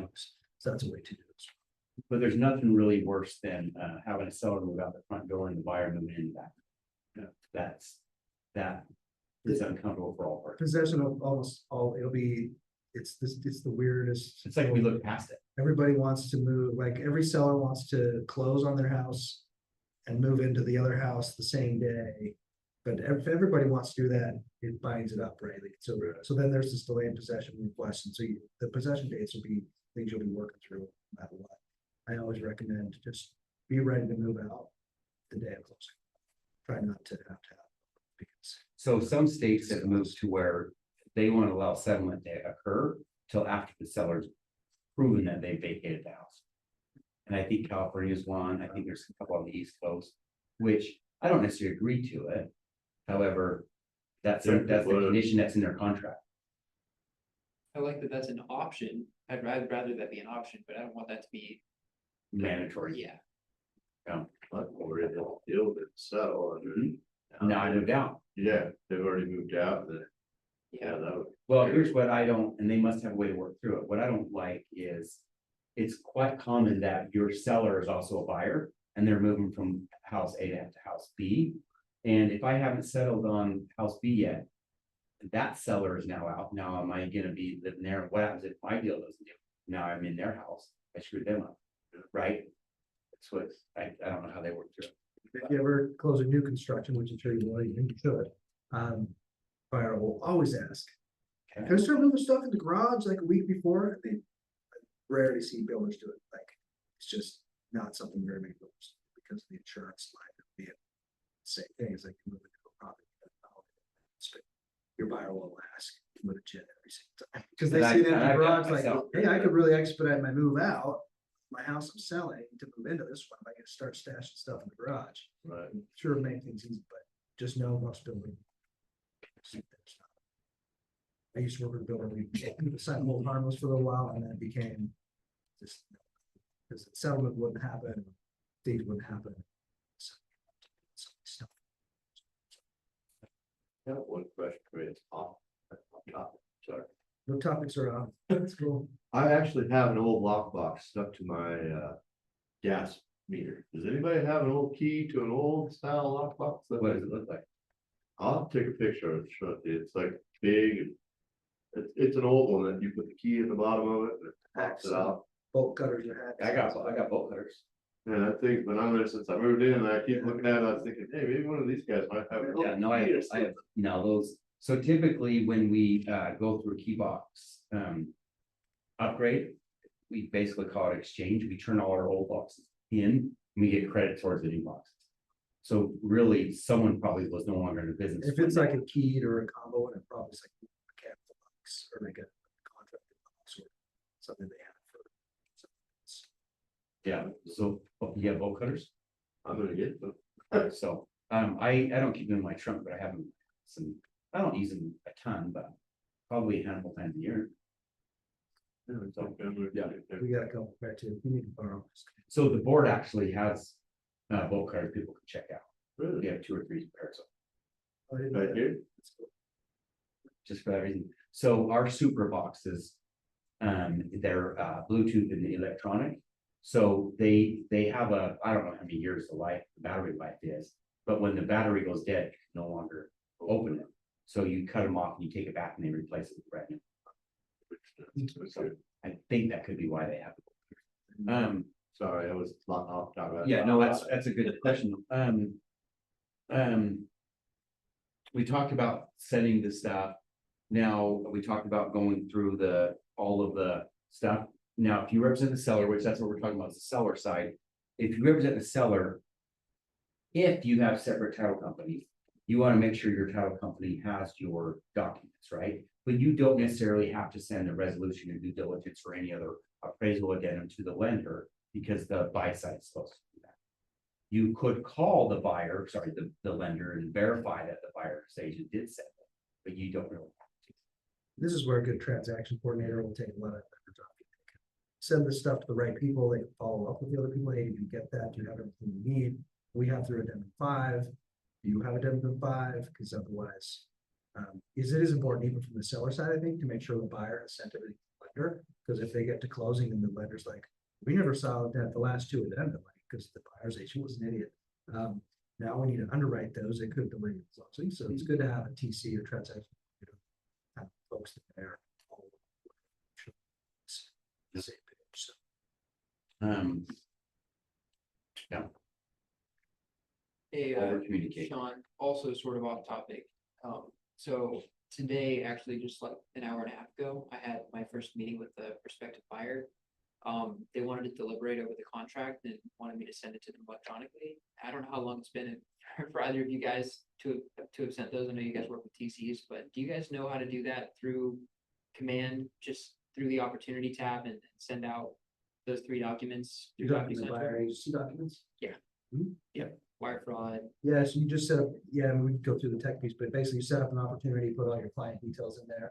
And then you'll, from there, you click on the documents tab, you start a transaction. Yeah. And then that will open up DocuSign, linked to all our files, and then from there you can look at docs. Yeah. And send them to. Get clicked, create envelope. And Yeah, create an envelope. Create Yeah, an once you go in, you'll create an envelope, and then you'll pull, there's a couple of lists, and you can pull from those lists of documents. It's the buyer, you can see the wire fraud. I'm on this page, right, the ad recipients. Yeah. I set up the email subject, I set up the email, body as well. I've got both of them, individually in command, so they have their own separate emails, right? So that'll send out to both of them individually, so they can sign on their own. Yeah, and you can set an order too, so if you want, like. And you get it sign first, for the then live you're- or something, you can do that, or if you don't get it, just Yeah, get it. I'm not worried about that one, but we do have to all sign the same day, right? No, No, No, they can sign on their own? yeah, you can sign it around. Okay, cool, I thought we all had to sign at the same point, so it's No. just contingent on. and when you send this originally, just blank ones, you can send it as view only, they don't have to sign it. They have paper copies. I left them the paper So if copies. they're ready to sign, the contract for that, the buyer agency wouldn't be valid until the latest date that it was signed. So if the wife signed Gotcha, today and the husband signed 2 days later, Sean will look at that and say, you really didn't have agency until the husband signed with both. I Does that see, make sense? yeah, that 'cause I was correct? reading that, That is correct. I was reading that portion in the fire broker agreement where it talked about, I guess. But it sounded like it was when everyone signed, which, All parties now sign it. right, which I took to mean like everyone signs on the same day, that's when it goes into effect, but it's just when. It's everyone best if else- they do, just because then you're, there's no question you have agency with both of them. Right. But that also includes you Right, or me if it's a broker required document. so So if it's I when the go last through, person signs is when now it's gone into effect. so if I go through and sign myself now, right? In order to eliminate all those extra blank spaces, so they don't have to worry about questioning whether they're supposed to fill something in, would that be fine, and then we just get around to it. Yep. So as you're the one filling it out and you're also on there, you can, when you do yours, it'll say send, or you can, I believe one of the options is sign now. So you're signing now as they're now getting. So they're getting a live document that now has your signature. Okay, Yeah. awesome. That's great. Yeah. Does all that make sense? Yeah, no, that's great, cause I'm not there yet, though. So the contracts class that me and Allison does breaks down the contracts, but also she does the tech piece. And as I'm going through all the things to put in your contract, she has them doing the live one. And she has them set up herself. I think she uses a fake name, but her real email address. And so they literally will send her the contract for sign. To verify that in the class he did it right. So we're doing it not After that, Monday, but a week from Monday. When? Not Monday, but a week. Yeah, DocuSign's got a bunch of cool tricks if you take those classes. You try to get that one down. We'll try. It's, I think it's, Would be the, I'd have to look, because it's actually gonna fall into. Never mind, it's not gonna fall into August calendar, it's gonna fall into the last week. So it should be, like. should 29th, be, yep, that sounds right. It's the last week of July. And that's, like, documents. Trying to think what else that we're missing. It's probably it, right? In command, there is talks about the database health, but, in the process. When you have your opportunity in there, you move the person along, like now they were just a contact, now they're a client, now we're under contract. Now we're, you're going through the process, so there's a way that you move them along. Don't ever think a deal's dead till you talk to one of the brokers, because with the experience that we have, we've seen a lot of things, and there could be, that we don't know everything. But there could be something that we could easily navigate around that's an obstacle that a less experienced agent might let the deal die. And you gotta keep in mind. They say a person, which I don't believe these stats, especially when you're younger, they say a person moves every 7 years. So if you were to say, okay, if the person moves every 7 years and they're this age, they probably maybe move 3 times, right? So let's say that's it. But now I've sold 103 homes. I probably dealt with more contract issues than what they have. So you gotta remember that we've always dealt with more homes, more sales, more transactions, more obstacles than they have in their lifetime. So there's 100% chance that we know more than they. So we don't, our job is to keep them calm when they hear of an issue, right? To help them through it. This slide here is to remind us that when we do a great job, that we ask for what I would call repeat business, referral business, because that's the pipeline that you want to build instead of calling. You guys have heard the term cold calling, right? So cold calling is way harder than calling a past client that you've done transactions with, that you've gone to their wedding, you've gone to their birthday party, right? Those are different calls. Would you agree? Oh, yeah. That's what you want to get to. That's when you're getting repeat referral business that's repeating over and over and over, and they become your raving fans that are giving you the best results. Now, there's a lot of people, we talked about the drop-bys and stuff like that in one of the other classes. I spoke to Christy, her office isn't there anymore. We got rid of her office.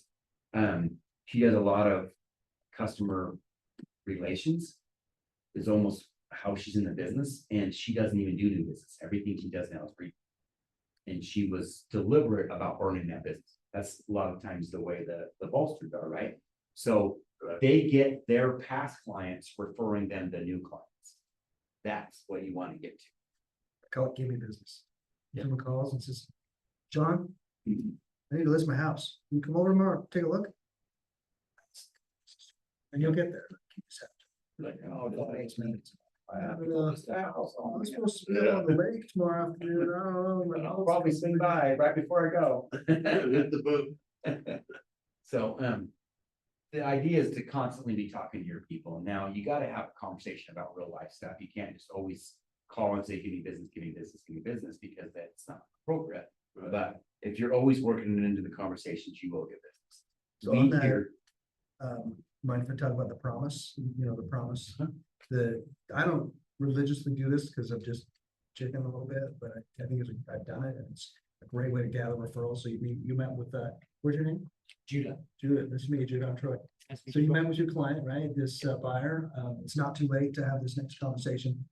When they sign the agreement, talk to them about your promise to deliver them the highest level of service that they could ever expect in the state industry. That's the number one promise that I have for that. And all I ask for you in return, if you would be willing to make me a promise, that if I deliver on that excellence in service for you, that you would introduce me to at least one person through our transaction that might have a real estate question, a real estate need, or a firm. Right, and then you just kind of leave it at that. Then the next house or the second or third house that you're showing them to. So how are things going? Are you happy with how I'm serving you? Are you happy with the listings I've been showing you? Are you happy with the showing process? Great, that's so awesome. Glad I'm exceeding or excelling as I promised. Curious, who do you know who might be interested in buying or selling real estate, or they might have just a general real estate question? Inspection comes in, same conversation. How am I doing? Good with the inspector that I referred to you. I know I gave you a couple and you selected Joe. He's great, I'm really happy. I hope I'm delivering on my promise to be the most excellent real estate agent you've ever dealt with. And again, these are random words, so you want to personalize it for yourself. Great.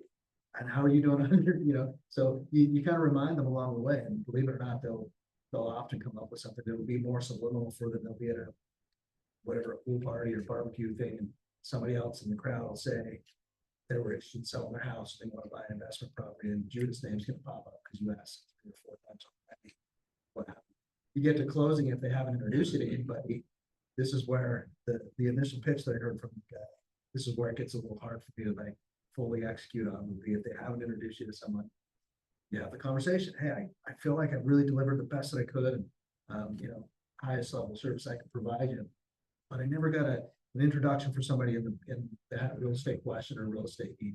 Curious, where did I maybe fall short in my service in delivering to you, so that I wasn't able to get that referral and that connection. And again, if you want to deliver it like that, it's up to you, but you can they also, almost go guilty or they gotta go find you. yeah, then they're like, okay, God dang it. How about Travis? I don't know.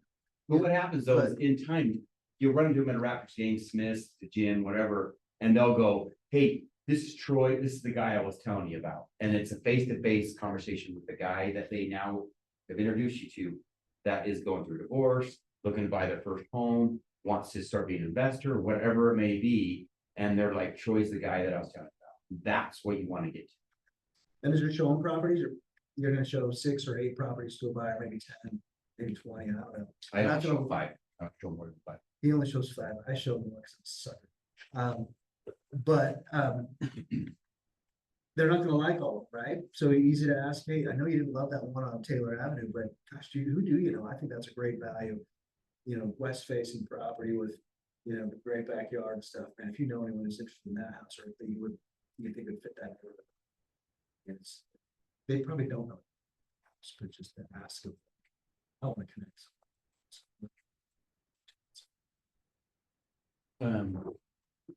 So.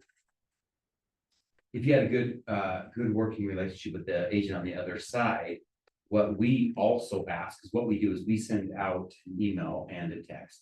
To every agent, like you'll get one on when you go under contract from us, the agent on the other side will as well. And it's basically an introduction, and it's like, hey, let us know what as a brokerage team or leadership team. What we can do to help make the transaction go smooth. And if it was a good working relationship. Sorry, I'm losing my voice. Then we ask for you to ask them if we can have an introduction. So. That's how we build. Or trying to get an introduction, like a referral from the other agent. To become a KW agent. Or is it just the second name? Daily success. You can That's do what I that couldn't name remember. or you can- Yeah, the day, You can just take I actually was following that thing. Okay. And if I was Hopefully gonna use this- this one, but should You be the know, name. Yeah, for- yeah, just do in the first one. Riverton. Even though there's not options there, it's just Uh, the name. She came from South Valley, I don't know if that's. Or South Valley, yeah. Riverton.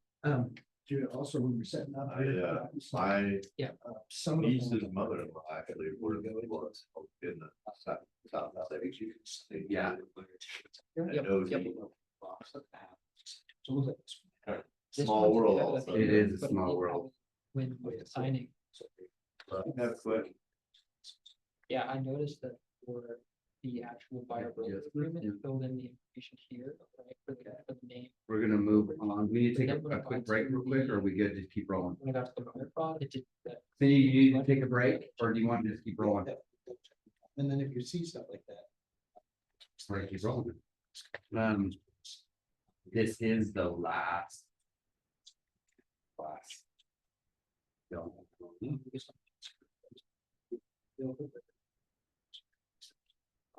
Yeah, first time. That's exciting. Yeah, it is exciting. Good. They're super awesome to work with. We don't want- Okay, the last class. Did you get that from the, open house you went to that time? Yeah, I did. Well, it was the open house that I posted, a week and a half ago, Saturday. Yeah. They stopped by because they just saw the signs. They only moved to Utah 2 days before. They were looking to buy a house. Sweet, dude. Yeah, it worked out. Yes, that's awesome. Gonna run this one? Sure. You want the mouse? You want the clicker? Yeah, I'll point to whatever. That's cool. How you think matters, how you think in the beginning really matters. Guy named Gary Keller.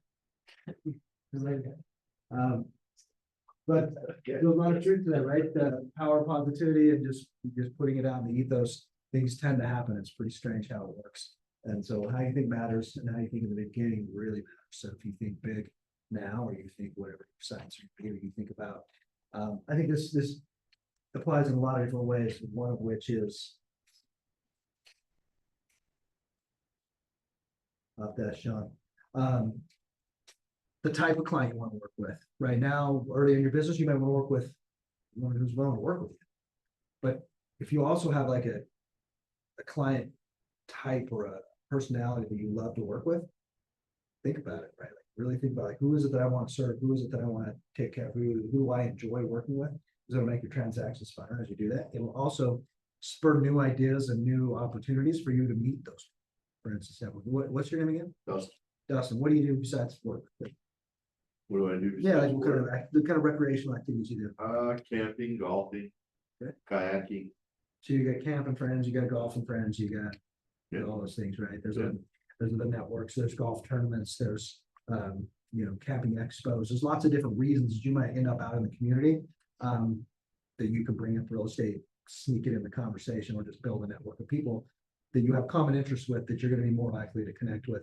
And that's gonna be easier to have those initial conversations about real estate versus, somebody who plays chess and you're like, oh, I mean, not chess, so like, Right. whatever, right? So if you think about who you want to connect with, that initial connection will start to happen. You'll see opportunities start to come your way. It's the whole, I can't remember the name of it, when you want to buy you go to the car lot, right? You see a particular car that you like and you want to buy. You've seen the car once or something on the road. It's a white, whatever. The next day, you'll see 10, right? Out Yeah, and about. that's true. Your eye draws to it. And the same thing will happen in this business, right? So might just have to use the mouse until Sean gets back. Try the things. I think he was moving it with that. There we go. So mindset matters. What's your mindset? Are you aligned with your heart? Are you ready to take action, have a successful day? So I'm a big believer in starting my day. Nobody has to start their day the same way, as long as you start with the routine that gets you going, right? So I typically get up early, go to the gym, or I go on a bike ride. Today I went on a bike ride to the top of Lewis Peak. We start at 5 a.m. I had meetings at 10. And so it was just like, but I want to start my day with my heart pumping, out in nature, doing cool stuff. And so that's how I start my day. I clear my head. I get to think about, life a little bit. I think about my business and the day while I'm doing my thing. And again, you don't have to do that. You don't have to start with exercise, but some meditation, reading a book, spend this time with your family, spend time with kids, journaling, whatever it is, find out what your routine is that gets your mindset in a positive motion, that gets you in a productive motion, an effective, efficient state. So do you guys have a morning routine? You all have a morning routine, but you have like a I'm not like this, I just thinking about it, I'm a robot.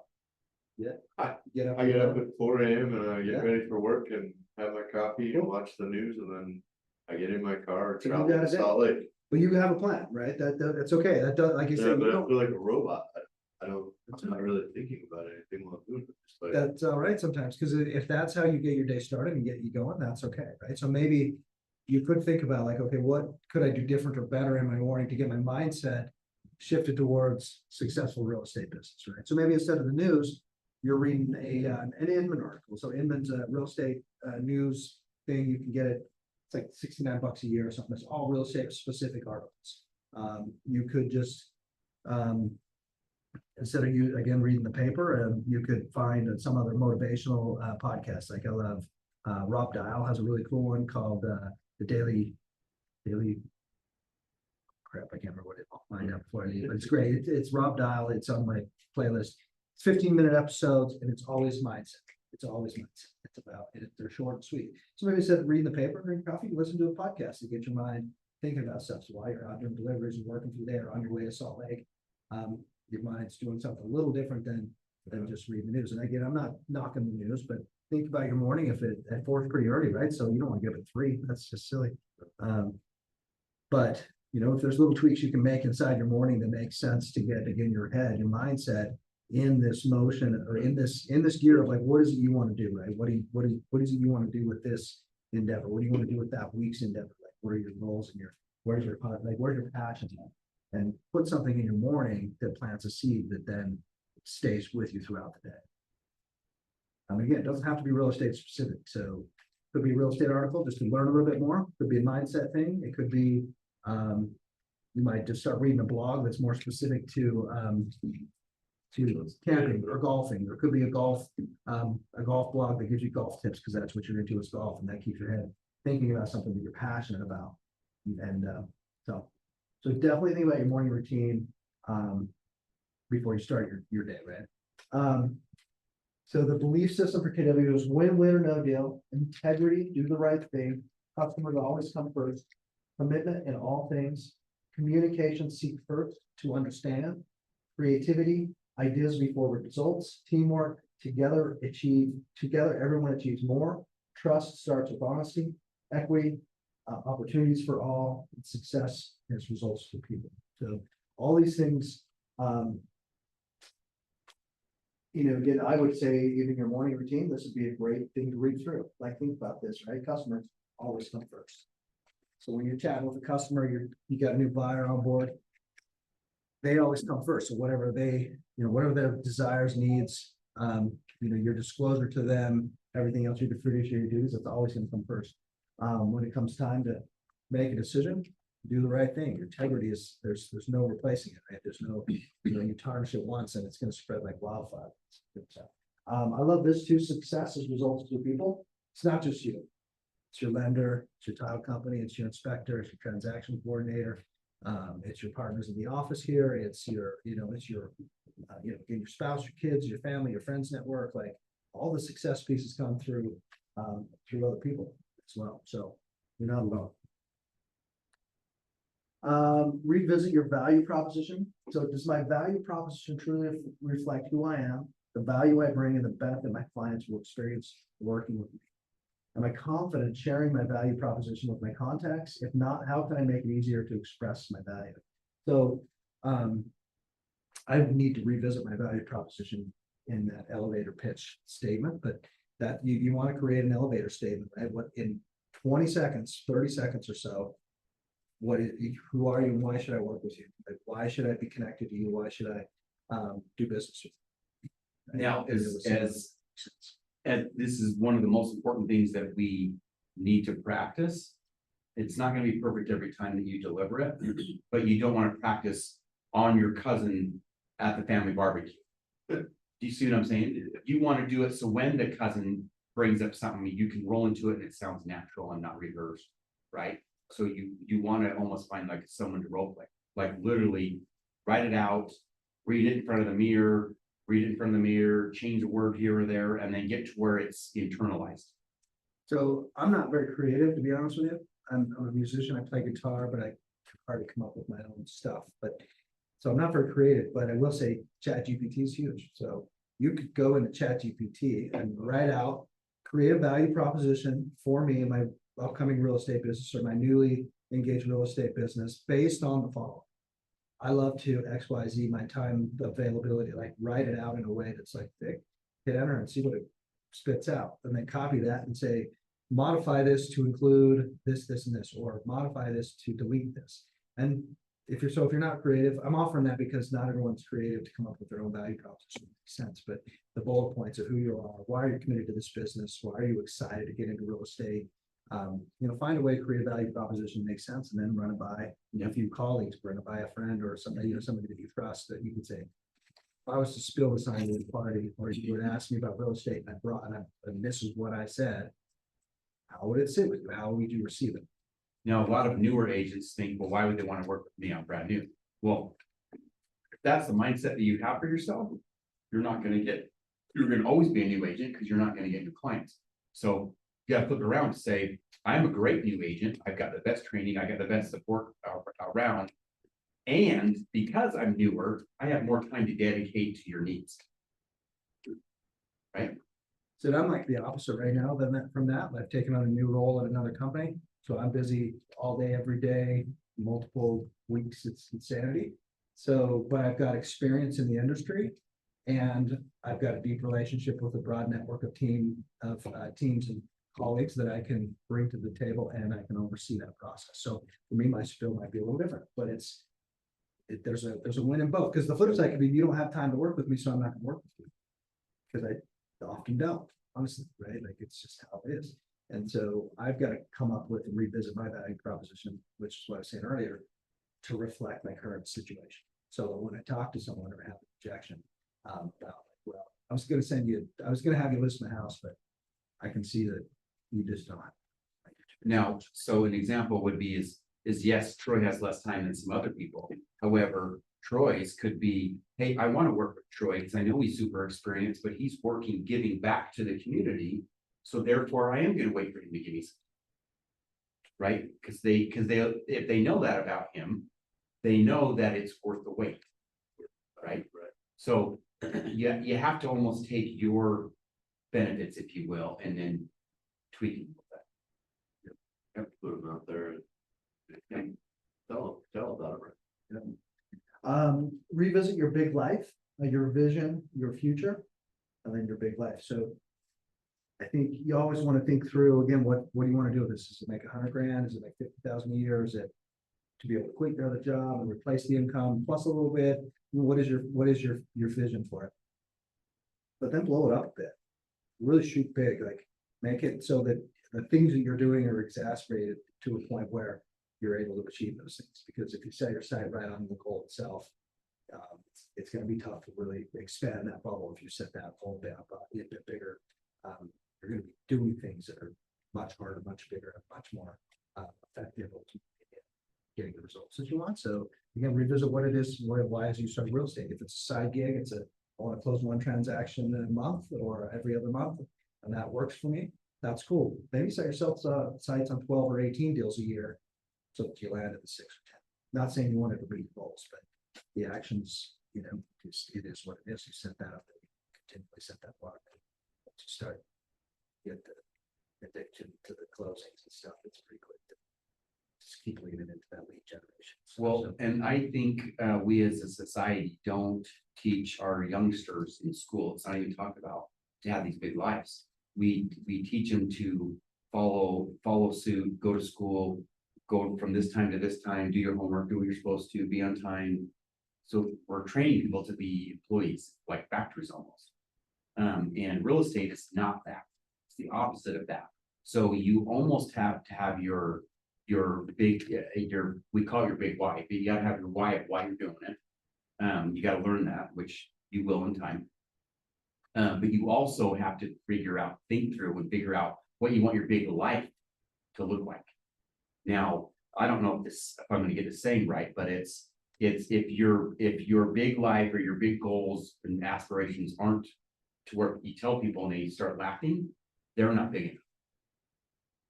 So, and the reality of mine was I had this it's been years, well over 10 years. I knew, well, it's been longer than 10 years. It's been years knowing what I was aspiring to and what I was working towards. And as I'm being more deliberate and strategic about getting there, and as I'm picking up speed or the pace is going faster, which that's what it'll do in time, I almost think I didn't set it big enough.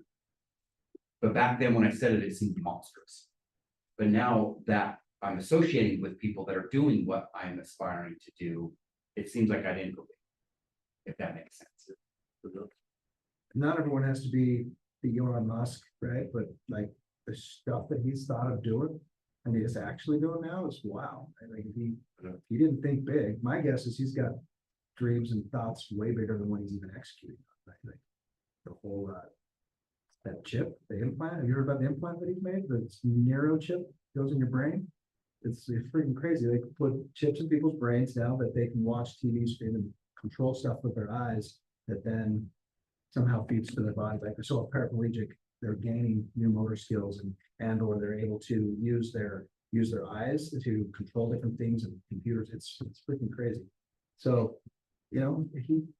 somebody thought of it. He said, well, I'm actually going to do it. That's changing humanity. Yes, changing humanity. So, again, you think 18 deals seems like a lot of transactions to close, or 24 seems like a lot of transactions to close. It's not really. I mean, it is. It's a substantial amount of income. Should you close 24? Put your sights on 48, you hit 36.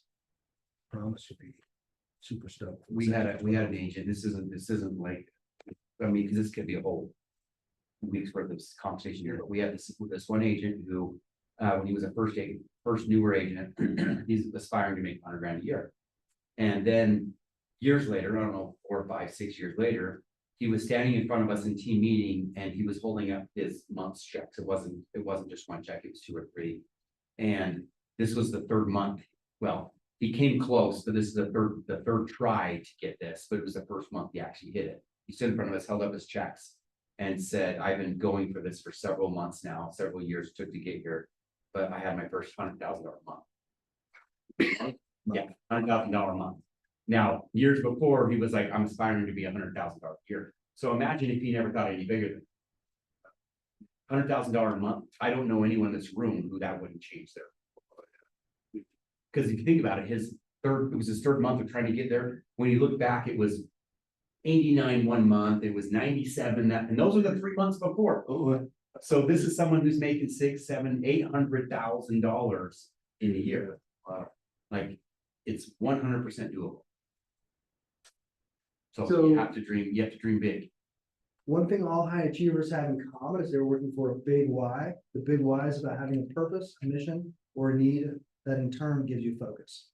So my guess is the underlying why for this agent that earned $100,000 a month is much deeper than the zeros on the check.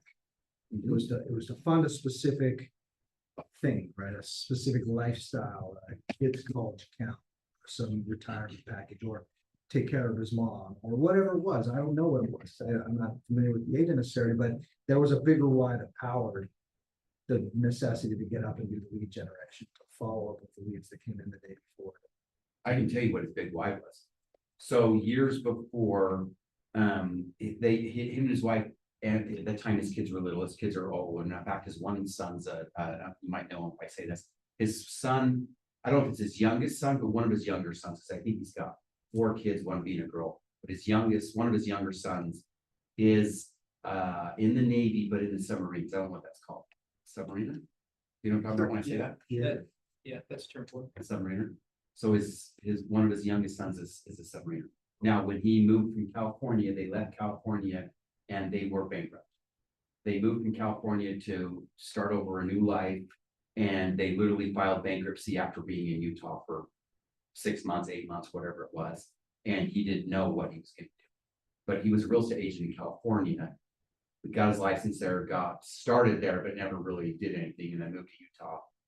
And that's when he started working with Classic KW. So his big why was, I will never allow my kids to go hungry. I'll never allow my wife to worry about money again. And now he's not flashy, if you will, drives like a Ford F-150 or whatever.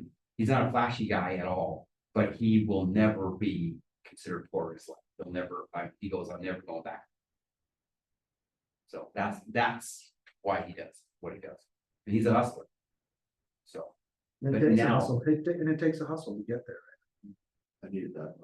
yeah, but now. So your he's big set why up though is really gonna power that big life. So I think that's the thing, right? You gotta dig deep on, where you're at today, where you wanna be, and what's your why to get there. And make sure that is in your morning mindset. Think about your big why. Really get passionate about what your day looks like. Why am I doing what I'm doing today?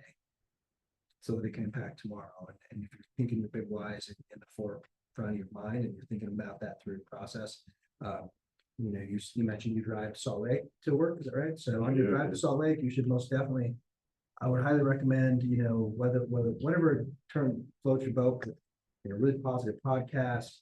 I set up on my phone, recurring tasks that have affirmations. I used to never believe in affirmations, but I'm 100%. Some of them that say things like, I'm an exceptional husband, I'm a phenomenal father, I like those things, and I know I am. It's totally boast about it all day. But when I read through them, man, I can check them off, and then it's in front of me. Those are kind of part of my big why. Those are the things that really power me to do what I do. And so make that drive purposeful. Make it have some integration to your big why into your drive. I assume eventually you don't want to do the drive. No. I'm not saying I don't want to feel the words about, but I sense that you're like, I'd much rather not have to get up at 4, do the thing, and get right to the car to drive to Salt Lake. You get up at 5, go on a bike ride with me, come back, read the big why, whatever it is. Yeah. But your big why should be in your morning purpose for sure. Like you should be in that morning mindset piece. Keep your mind in the positive motion, moving forward. And get emotional about it. It's totally fine. So, well, we're to ahas. They have ahas in here several times, yeah. Any ahas, like anything that stuck out to you guys, like you thought about what your morning routine is? The particularly? drive that you mentioned, Yeah. all I do is go blank, because I feel like a robot going there. I don't really think I've been processing things since I started this, because I wanted this. I don't want this anymore. I'm tired of being in trucking. I've been in trucking for 25 years. I'm sick of it. I just don't want to do it anymore. We can get you there for sure. So like on your drive, for me, podcasts are huge. I still love music, so I'm a big music fan, so I can't much music, but for me, podcasts are great because I can put them on 2x speed, 1.5 to 2x speed, depends on the podcast. How quick they talk sometimes, I think it's fast, I can't even understand what they're saying, like, I don't like that, I get with it. But there's Think Like a CEO, it's a Gary Keller podcast. Rob Dials it's Morning Mindset, I think is what it's called. That's a great one. There's a bajillion really incredible podcasts. They don't all have to be real estate related. Again, it could be golf related, and that's cool too, because that's what it's getting you passionate about. Maybe your big why is I want to swing the links 4 times a week and not sweat when I gotta pay $140 link fee, right? Like I just want to show up and say, whatever, I got a membership. Pulling up VIP stop. Maybe that's your big why, right? But on your drive, put that in your motion, right? If you're just trying to listen to X96, which is a riot in the morning. Yeah. Move it Gary to Bill Jean. Gary, Bill and Jane, right? Move it to a podcast for the first half of your drive and then flip on X96. You don't have to get rid of the things you love, like in radio, like your coffee and your morning paper. Do those things too, but integrate a couple other things that will shift your mindset to incorporate or embrace your big why and get you thinking positive, give you 1 or 2 little tricks. Like the cool thing I love about podcasts is I listen to plenty that are 30 minutes long and I don't get very much out of them. But if I get one thing, it's one thing I didn't have before. There's the story of the compound effect, right? Where one little thing along the day, like if you do one little thing every day that you tweaked, it was literally easy to do, right? Just the way you tie your shoes, the way you exit the house, whatever. It was a little more efficient, a little better. Those things like build up over time to where all of a sudden you've compounded the effect of those good habits and those positive things. So the one thing, listen to the One Thing podcast. It's a great one as well. So if you're on our Facebook, the KW Success Facebook page, hop in there and say, I'm looking for a really good morning podcast. Who's got a suggestion? You'll get flooded with like 40 answers and sort through them and find ones that you think are cool. And maybe there's going to be some that surface multiple times you really like. But so that's my opinion on hopping is, just if you guys have, if you already have a Tweak morning, it a little bit. yeah, tweak it a little bit. It doesn't have, Instead of feeling like a robot. yeah, my and again, mindset don't get going. rid of X96 if you dig it and it's fun and it's great. Like, Yeah. put a 15-minute podcast on 1X. That's like 10 minutes of podcast. Listen to the other 40 minutes on your drive to your radio station. Because you still like it, you enjoy it, right? It's fine. But shift that one little thing. Then you'll probably find yourself doing 30 minutes of something, and then all of a sudden you'll be like, now I don't have enough time to get all the good listening in or the reading in or whatever thing you added to your day. I don't want to force podcasting. Do you, do you have some good recommendations for podcasts to listen to while you're driving? Because my driver, when I'm not doing this, also has me driving 4 to 5 hours a day. Yeah, I love The One Thing. It's a great, the One Thing's a great podcast. There's gonna be a couple of Keller sort of centric ones. The One Thing, we haven't read the book. It's a phenomenal book. And the podcast is great. It's deep of 200 to 300 episodes now, I think, maybe more. So the One Thing podcast is amazing. Think Like a CEO is a good one as well. Let me pull it up. It's Rob Dial. Marcus has the one that's called the full enchilada. Which is it's not about balancing your life, but it's about doing deeper dives on each part of your life. So What's that one called? the full enchilada, The whole enchilada. the whole enchilada, yeah. Yeah, he interviews other people in, real estate industry and other industries. Rob Dial, Mindset Mentor. I love that one because it's only typically 12 to 15 minutes and it's specific to mindset. Everything in it is specific to mindset, a new trick, a new trade, a new story about it or something like that. Rob Dial. Yeah, Rob Dial, ROBDIAL, Mindset Mentor. Yeah, there's so many out there. It's almost. But it's in for the morning, so it pops in my thing, I was like, all right. Yep. My calendar. I like the good old Grateful Dead cast. That's a good one if you like the Grateful Dead. It's not necessarily mindset, but it's interesting.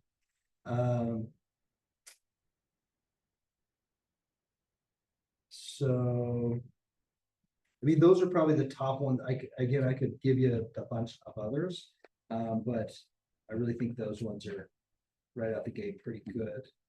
I do have one that has, but it's not perfect. I can play it. What's that? I said, I do have one thing that I play in the morning to get myself going, but Dude. it's not really appropriate, so. It's all right. If it fits you and gets you going. Yeah. Again, totally cool. So like I use the Google YouTube Music app, and so I go to podcast there. Some people use Spotify, whatever. But you can typically search by business or motivation or different topics, right? So there's plenty in there. I'll go in these weird little, I don't want to say rabbit holes, but I'll get bored with stuff that's too maybe technical, I guess I would say, like here's how you do this, that, or, I like ones that are a little bit more motivational, but a little bit more story centric. Those are the ones I tend to hang on to and listen to more often.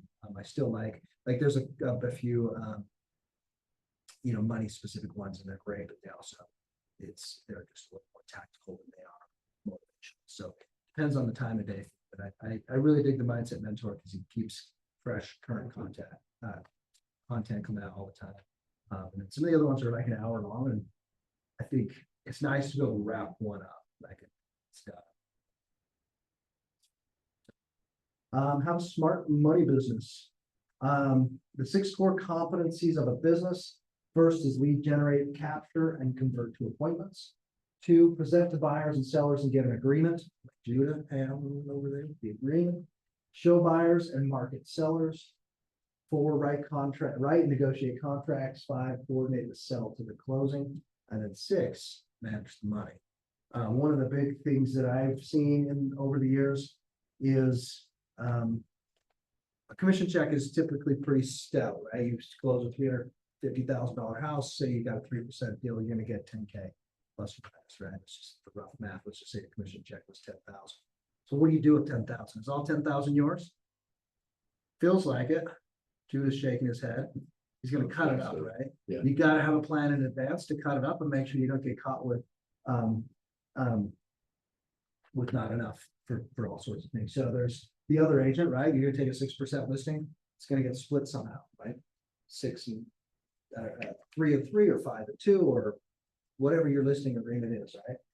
Your market center's got a little take, right? We're paying for the office, you get some education, you get some technology, make sure that those things are accounted for. You pay a monthly tech fee, make sure you budgeted for that.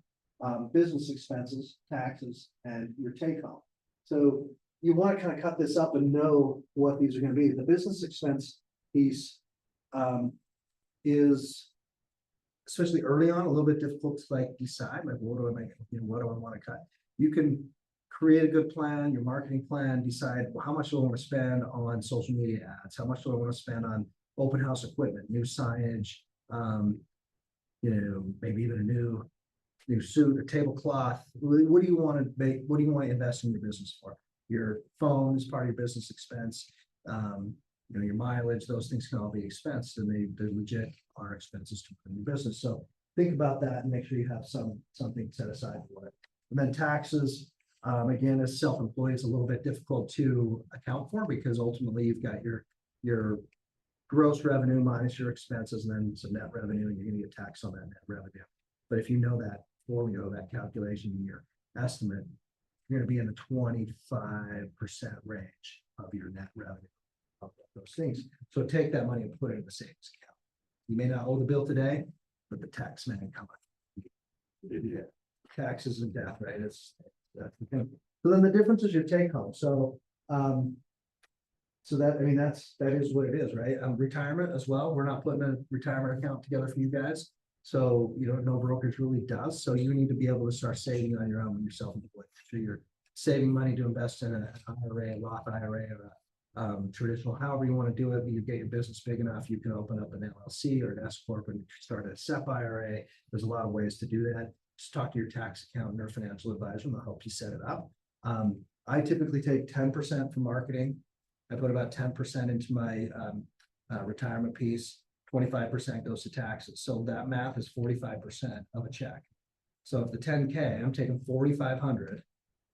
That's just going to the side, right? The market center's going to have their little take, so that kind of goes away. And then the difference might become part of my business expenses, right? So then I got a little operating income and some take home out of that. So it dwindles quick, but the beauty of it is if you're truly saving 10% of your checks at the end of the deal, you're going to be way better off, right? So here's a kind of a scenario. I probably should just hit the next slide and walk through this, but you sold commission, got 9,000, paid the order Jessica, 5760. So your personal account, you're going to get a deposit for 5760. There's no business savings out of that. Jessica's wallet is 5760, but without business savings or tax savings. So here's another way to think about it. $9,000 commission, this is the take for there into Jessica's account. In the business account is this much, she's gonna take this much home and put some tax savings for federal and self-employment, and she's taking home 2,400. So, sort of create your formula, that's we just decide how much of this is gonna stay in the bank account. Again, this is the operating, this is expenses. This is the difference to pay some taxes, and then once that's figured out, this is what you have. So my suggestion is to create your business account and then have your savings being your tax account that you're saving for your taxes, and then have your checking be like your version of your operating account that you're gonna pay for your signs, your marketing, if you're gonna do a lunch with something, right? Use that. So I have, yeah, like I'm the same. I actually have 3 savings accounts and my checking account for my business. So it's a totally separate account. And when I deposit a check, so I get the 9,000, say it's a 9,000 net check to me, that's what I get. I'll take that formula and I'll put 10% into my retirement piece, put 10% over into my marketing account, and then I'll put the 25% in my tax account. The difference stays in the operating. I get to use that and then come up with an operating expense that needs some marketing money that I can pull from that savings, from that 10% savings for marketing, move it in and say, okay, I'm gonna put 500 into this pay-per-click ad through Google. Or I'm gonna do an open house and I want to fund it with something nice. So I party and want to do thing. Do that. But all too often though, people will take the 9K and they'll just spend the whole thing, and they'll do that 3, 4, 5, 6, 7 times throughout the year. Then they go to do taxes, and the accountant says, okay, so what are your expenses? I don't know. What did you just say for taxes? No. And then the math ends up being, about 30% of that total income. It's a lot. So be prepared for it. Money is good for the good it can do. Like that. Money can do a lot of good. The flow of money. So again, this is just kind of a quick breakout of the income comes in, your expenses go out, and the profit is what's left. And expenses are things like taxes. You can call it your retirement account an expense, etc. Depends on how you want to chart. So to go backwards, right? So you're gonna want to figure this out. What's your goal? $100,000 in profit. What are my expected expenses to make that? So now how many homes you can build yourself a plan based off of the goals? Maybe it's 100, maybe it's 50,000, maybe it's only 40,000. Whatever it is, you can work it that backwards. You can use the median income or the median price for an area that you're servicing. Right? If you're focusing on Davis County to buy and sell houses with your clients, find the median price for that and figure out how many transactions it's going to take. We have a whole other class on that stuff as well. It's going to help you really get into the weeds of what you're. I'm drawing a blank on the sheet. What's the sheet called that we use? The 411. Yeah, The GPS. Yeah, GPS and 411. It helps you break down based on your goals, basically working backwards through it. I want to earn 200,000, so that you plug in those things. Right, I'm going to do 50-50 buyers and sellers. My buyers are going to be at a $500,000 price point. My sellers are going to be at a $300,000 price point. Then you know how many listings you're going to need to take, how many buyers. You build numbers based off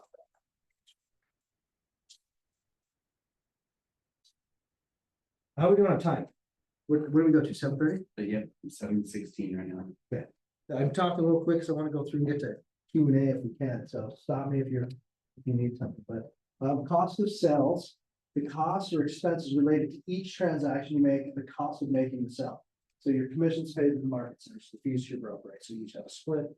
The total check comes in, the market center keeps some, you get the difference. So that's kind of the cost of the sale. Royalty fees, that's what goes to Keller Williams International. Again, helps support the technology, helps support the brand. They help put together slides and educational material like this, all those things. Commissions are splits paid to employees or independent contractors involved in the sales. We really don't have much of that, but referral fees. I might give you a referral or a lead. Hey, can you work this buyer because I'm too busy? Just give me 30% when they close. You gotta count for that, right? How do we know if you need the let you know, for sure. But that's a cost of sale, so that's not an operating expense. It doesn't happen unless that transaction closes. Excuse me. Over here, though, you have your operating expenses. These are related to running your business, so your rent, if you have an office rent, your automobile, salaries for any staff or transaction coordinator. Like a runner, a buyer, a listing specialist, those types of things. Insurance, professional services, marketing and advertising, equipment, and supplies, education, your board dues, those types of things are all operating expenses. And those are steady, so. Best practices, gain clarity on your big why and plans for your future. Set your personal and business budgets. Open additional bank accounts for taxes, expenses, and member savings. So if you haven't done it yet, I highly recommend. Even if you don't have a business set up, just set up a separate account just for your business. You'll put, open it in whatever credit union or bank you use and use that one card to swipe the expenses that are related directly to your business, right? Set up your MLS dues to come off that card, set up your board renewals to come off of that. You can buy, all the things that could be associated with this. Download and use the MREA chart of accounts. So the Millionaire Real Estate Agent book has a chart of accounts in it. If you go into KW Connect, I think it is, you can find the MREA chart of accounts, and it gives you an idea of what accounts you should have set up for your business so that you can understand what ones I could utilize to, to give one, reduce your taxes, but also track it appropriately. Because you want to go back to it when you set a budget for next year. This first year, I closed 8 transactions, feeling like I'm doing pretty good. I'm getting moving and grooving. What did my business cost me? And if you haven't been tracking through that chart of accounts, it's going to be difficult to analyze. And what did I spend on marketing? What did I spend on my phone? What did I spend on my transaction coordinator? Use that system there to do that. Purchase and download tax accounting software. You may or may not need this. You can do it as simple as through a spreadsheet. You can hire a bookkeeper. You can certainly do QuickBooks Online subscription, etc. If you're into bookkeeping. What I would say at the very least is track those expenses. Most of your banks, you can download your transaction list off the on the portal, and then you can just type the numbers in manually and make sure. When your volume of business gets big enough, I would definitely just have a bookkeeper and have just an extra. Set dates to calculate and pay your estimated taxes. So typically quarterly, you're going to pay some taxes. Estimate what those are. Your first year, again, it's going to be really difficult to do. But if in that first 6 months you close 2 or 3 transactions, take a step back and look at what did you earn, what do you think your expenses were, what's your net income, and then ask your accountant and or give it a Google and find out how much you should maybe estimate in tax payment. And go ahead and send that to the IRS. So it's just that. Prepare for your future. So insurance, savings, and investments. Make sure you're properly insured. You want to make sure that's happening. You're saving where you can and would, and then you're investing along the way as well. And investing can be, again, in a traditional accounts like an IRA or a traditional IRA, or even a non-qualified mutual fund type thing, or you can invest in real estate. It's a great way to build a business, especially as an agent, because you can put your income that you would earn from that transaction on a purchase, for instance. You can put that into the deal, and it just helps float the whole thing. Think and act the wage you want before you earn it. Average is as average does. Good is as good does, and great is as great does. What you do is who you become. So, walk the walk. Mindset, right? How are we feeling so far? Life's good. Yeah.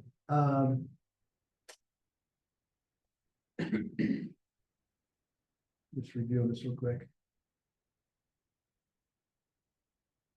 Okay. I don't know how much time we want to spend on this, but we'll go through it real quick. So your net income goal.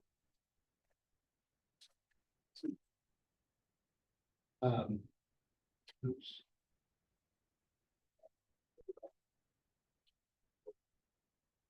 Slid up just like that. No, put there. 2 fingers. Yeah. There we go. So these are some basic figures, right? Net income goal, let's again say it's 1,000, 15% for your GCI. of your GCI for your company and about caps, you wanna know what your contract is, with the company, make sure you get that number put in. They're estimating 35% of this for your business expense. Yeah, it totally depends on your business, but I would invest in your business still to get to invest back in your business. Cover those things. And then your total gross income, it's A plus B plus C, your average commission. And then you get. So it's D divided by E. Makes sense? This is like how much you need to earn. Yeah, commission, this is how.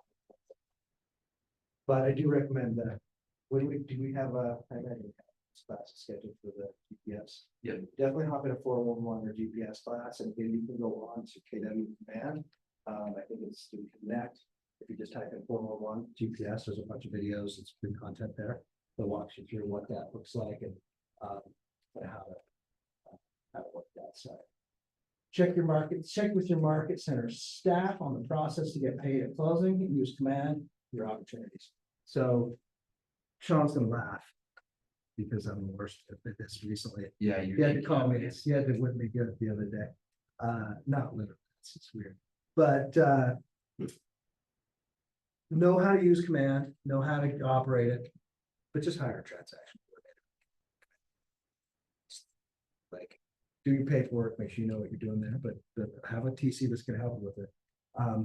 Again, we talked about earlier, the cool thing about this is you can check your database health, which has the percentage of people that have a phone number, percentage of people have an email, percentage of people have an address, then people who are set up on neighborhoods. So neighborhood is like a kind of like a listing alert. So where do you live? Sure.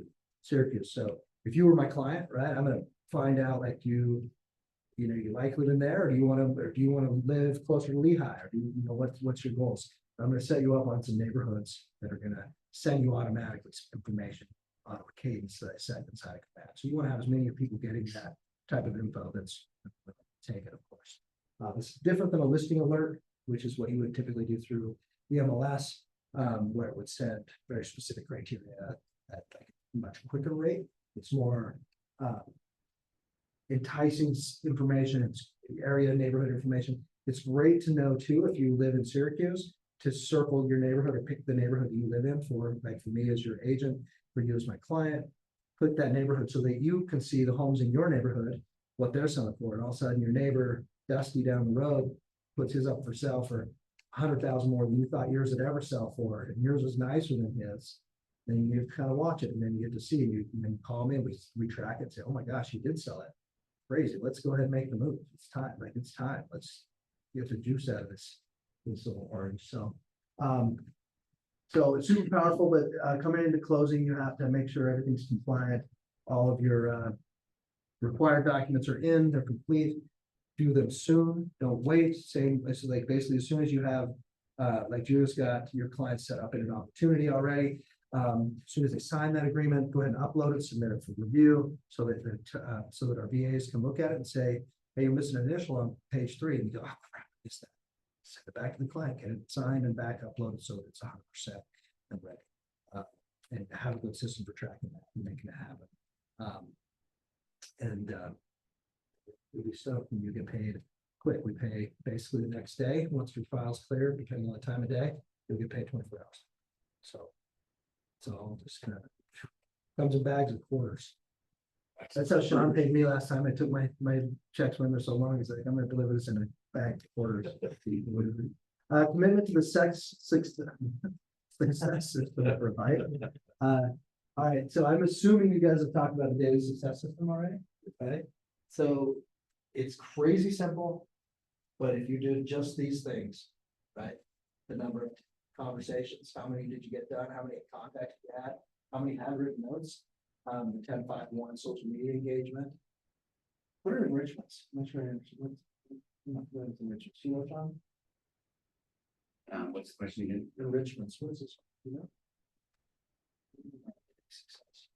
I think that is you were talking about earlier, Like your more your mindset. your mindset, your podcast, your affirmations, that stuff. Cool. So these conversations, too, like I'm gonna push you to qualify those to have some piece of real estate involved. Even if it's just, I don't know if you do, but I started real estate with Williams. That's enough to me to qualify as a conversation. But if you just call your friend and talk about golf, and then you hang up the phone, I'm gonna call bullshit and say it's not a conversation. So this is success, right? Bring up some kind of real estate piece. Hey, you see the article on on the housing market the other day, or what, whatever, I don't know, you find a way to talk about real estate and put it in your number conversations. Adding 10 contacts is not easy. Add 10 new contacts a day. But if you have it in your mind, as part of your mindset for the day, this is my mission, I'm gonna add some new contacts. You'll add some for sure, and you can absolutely find 10 people to add your contact list. What you do with them from there is the real ticket, right? If you're following up with them, you're having additional conversations later about real estate, that's where the rubber meets the road. So importance of accountability keeps your mindset focused and positive, reminds you of your big why, challenges you and makes you uncomfortable at times, is one of our 6 personal perspectives. Be accountable. So this is what I was kind of talking about earlier, really, was like remind you of your big why, right? So having some accountability in your system, people asking, hey, Judah, how many people did you talk to today? How many contacts did you have, right? Whether that's me or some other agent in our system, or a friend or a spouse or whatever it is, like have some accountability built in there. It's best if it's another person versus just a task that pops up on your phone to say, like, did I check the box or not? But start where you need to start and see the results, and then measure it for yourself. Types of accountability partner. So again, find an agent in the office, find a friend you go to the gym with, find somebody you camp or golf with, and say, hey, listen, I'm trying to change my life. I'm trying to do this new big thing, and here's my big why. I'm gonna tell you about it. And I need someone to hold me accountable to make sure I'm doing my 10 contacts, 10 conversations, 10 handwritten notes. Will you just follow up with me at the end of each day with a phone call or text message to see how I did? Is there anything you're working on that I could help you with? Anything you would like to be held accountable for, and just see if they will do it and they have it. Productivity coach, mentor, or PW Max. So you of course can pay for these things. And mentor is sort of a similar accountability partner, but somebody that's maybe already excelling in the business. They've been in where you're at. They're working through it. They can help show you the ropes a little bit. Find someone. Tools to use are the 411, time blocking, and then the one thing. So again, if you haven't read the one thing book or listen to that podcast, 100% recommend it. We sell those here, right? Chris has them up front. So Chris has them up front. You can buy them typically at a better price. I think you can get them on Amazon or something. Phenomenal book though. We give them away pretty regularly too. Yeah. Go in and beg and plead. Just go and tell Chris, Sean said he's giving one for free. Well, a lot of times what we'll do is do like different drawings, and things like that. So we buy them by the case and give them out. And it really is an amazing book. It's crazy simple. It's as simple as the one thing. It's the one thing I can do today. It's the one thing I can focus on right now. The concept of multitasking again is BS. You can't be working on 2 things at once at a high level. You can do one thing really, really well. So the one thing is that, right? Working on 10 contacts being added, I got to focus on. Here's an example, and we all do this, like we're cruising down the road and you were talking about your brain's numb, you're almost on cruise control driving to work, right? Your body can do it on autopilot. So you're jamming out to the radio, but whenever you got to back a trailer, the volume goes down, right? Because you're not now focusing, you know what I mean? Well, because he does. But you know what I mean? It's like whenever you're now I gotta focus, you turn the music down, which really that shouldn't have any difference on how you're turning the wheel. I do that when I'm trying to find an address. For some reason, the radio distracts my brain. I have to turn it down. It makes sense, right? Yeah.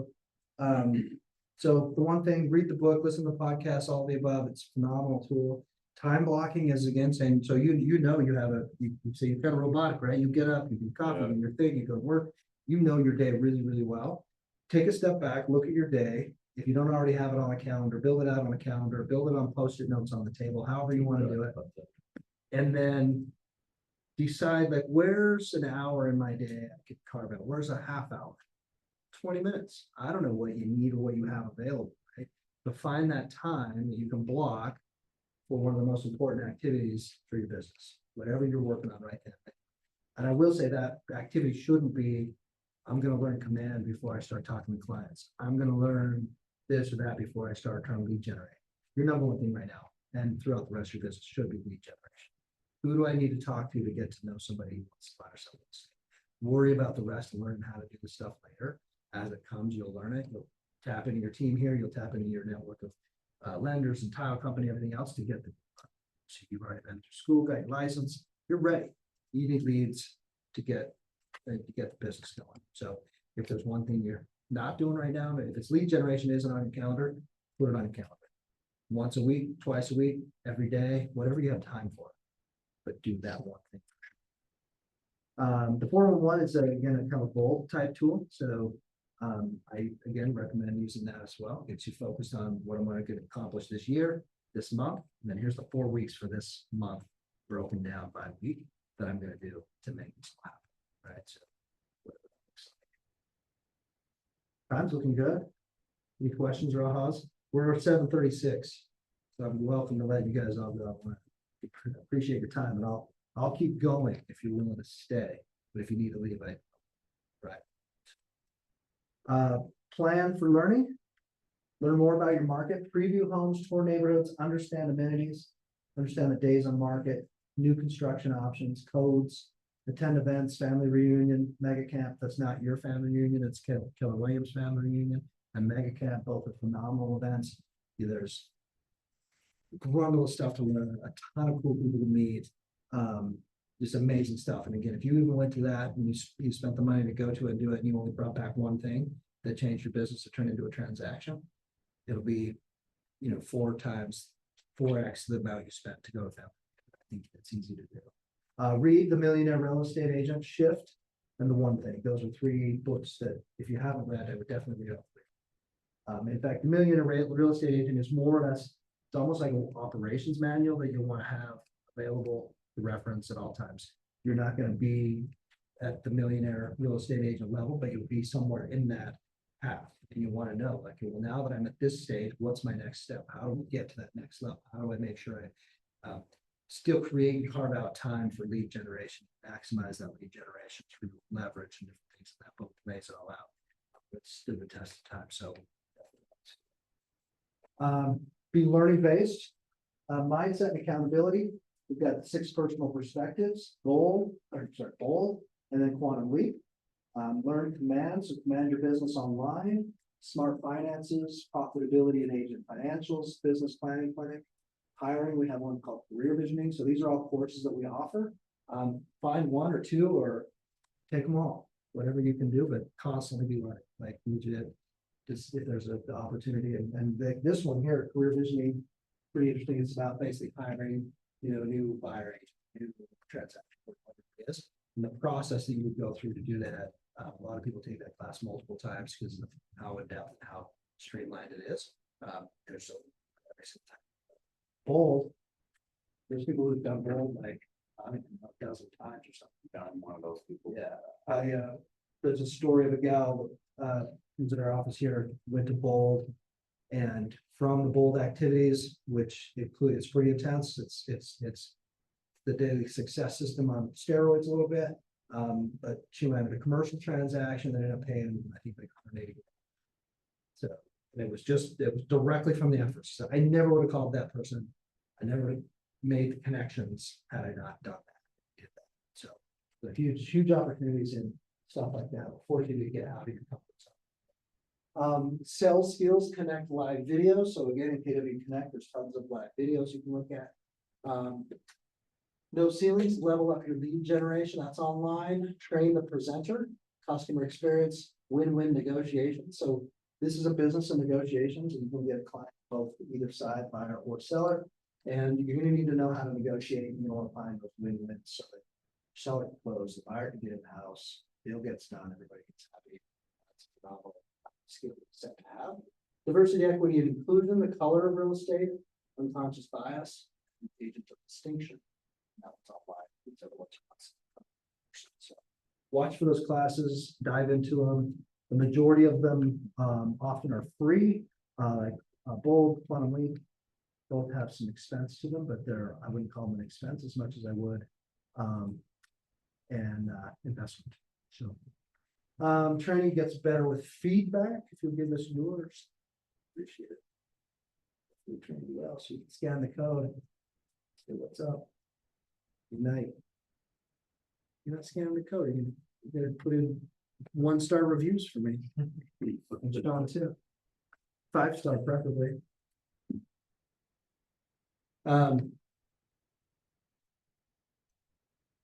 So I made a promise to bring you the best teaching class you've ever been to, real estate, and all I ask is that you scan that code and give us a review. How did we do? Scan, I think we made it. Yeah. It is a lot to chew off, right? Like I speak quickly and we kind of move through some of these things a little fast. So I think sometimes it's, we scratch the surface. It's those podcasts, it's those books, it's those other things that dive in deeper. The more you dive in and dig into it, the more questions you'll have, the more experience you'll bring back to the table, the more answers you give, the more questions others will have about your answers. And so just, again, constantly be learning, really dive in and dig in. Was it tonight? 20 years. Is this 20? Says plan your future, which I'm. Yeah, assuming- plan your future Yeah. transaction. Plan your future transaction. Yeah, it's the only example. Roy, right? I'm optional. You have to judge Sean though. I'm in number 2. So, plan for learning, so design your future plan. We still have this one to go through. Huh? Mission to build careers worth having, businesses worth owning, lives worth living, and experiences worth giving, and legacies worth leaving. I love the last piece, the legacies worth leaving. Pretty excited to be able to leave a legacy for my family. It's not necessarily gonna be dollars as much as hopefully impact we've been able to make. Get real about your situation and get right about what you're doing. Bring a greater sense of clarity, priority, and focus to your work. So get real about your situation and get right about what you're doing. Bring a greater sense of clarity, priority, and focus to your work. So again, that 4-1-1, having that morning mindset in place. What is the 1 or 2 little actions you're gonna take through the day or carry through the week to fill out that daily success system checklist that's gonna lead transactions. Design your future. So again, honestly, it was when I came here and read this piece that I realized like I really am in need of an updated value proposition. So I'm gonna work on that. We're gonna focus back on the big why. What's my profit goal? Number of transactions, gotta know what that's gonna be. Smart database, smart money business, accountability and learning. So it is important to have that number of transactions goal pinned with your income goal. So that again, you have an idea of how to break down, like what's a reasonable number of leads I should be generating and contacts I should be making to ask for those appointments, to make those appointments, to get the agreements, to get to the contract, to get to the sell, because it all builds off of that. Right? Not every contact you come in touch with or come in contact with is going to do business with you. So you have to keep feeding that machine and keep circulating them through until they do. Ahas. How has your thinking changed? Do you feel differently about anything? Is there anything meaningful today? How would behaviors be different? What tools, models, or systems you might use? And how would make them count? Do you have any thoughts on anything that? I think I just need to change. Do my habits to get my mindset right in the morning. Yep. I've been trying to evolve from a 9-to-5 person because it's all I've ever been, right? To my own business. I'm still trying to wrap my mind around this because I've always worked for somebody else. It's never, that part's a little, I'm looking at it and looking at the business plan and I just want to, I think in my mind, I'm just trying to wrap my mind around So everything. here's something I'm sensing from you as well. And I think this personality trait is in a lot of us. You've always worked for somebody else, right? You always kind of been in a job, you've done it. You know when that structure's in place and the tasks are in front of you, what to do. Right. And you do it. And once you're into your day, like successful, right? Like you've had successful careers, you've been in successful jobs, you've moved up the ladder, you've gotten raises, you've been retained as an employee for a long time for good reason, because you're good at what you do. So what you need to do now is look at your day, time block.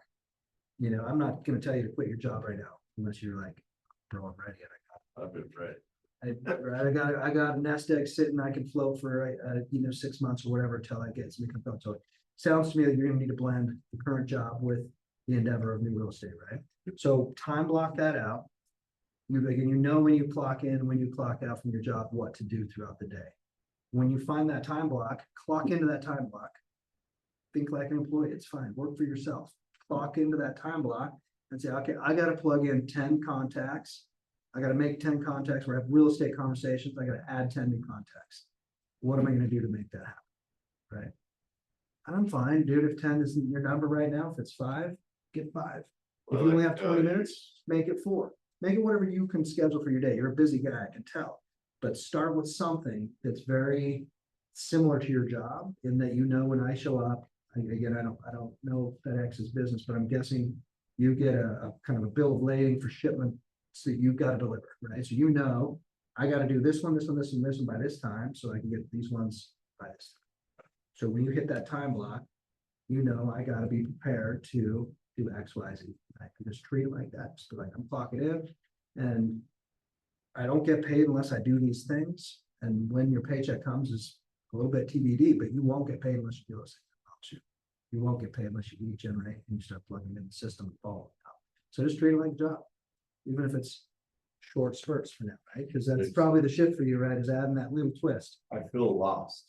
Yeah. What it is. I'm trying to So figure out how I go from here to here, and I'm sort of lost as to where to get started. So, Marcus did a podcast, that whole enchilada, I'll put that one in. full enchilada. whole enchilada, whole. Yeah, the whole The whole enchilada. enchilada. So so he did a podcast with a guy that wrote a book.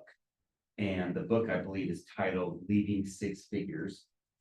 And I'm getting old. Dang, I've son. been sitting on, I'm gonna go look and see if I can steal it. So, I think that was part of the podcast, is Marcus was so moved by this guy that I think he bought a whole case of the guy's books. So let's. So with not knowing where to start, I can tell you a couple of things. And don't overcomplicate it. Your deal right now is to get in front of people, have conversations. And the daily success isn't the first thing's conversations. Start with conversations. Which I did Scroll through doing, your phone. like you said, where you're like, no, I don't care if you did 10 conversations, I'll just do real estate in there somewhere, Yeah, throw real estate in. which I've been doing. Yeah, perfect. And let it simmer. It'll happen. I promise you. You're not gonna get killed right out the gate. But every once in a while, don't be afraid to ask for the business. Ask for the referral. Right? Instead of keeping the conversation simple. Hey, Judah, I haven't talked to you for a few years. I know it's been a long time. Last time I saw you, I think was at that Redview concert. And then how you doing? Great, cool. Hey, I don't know if you know, I'm still working at FedEx, but I also started in real estate with Keller Williams. Super excited about it, man. I'm curious, where do you guys live? Have you guys thought about buying an investment property or looking to buy or sell any property anytime soon? He's gonna say no. I'll call you later if I think about it. Totally fine.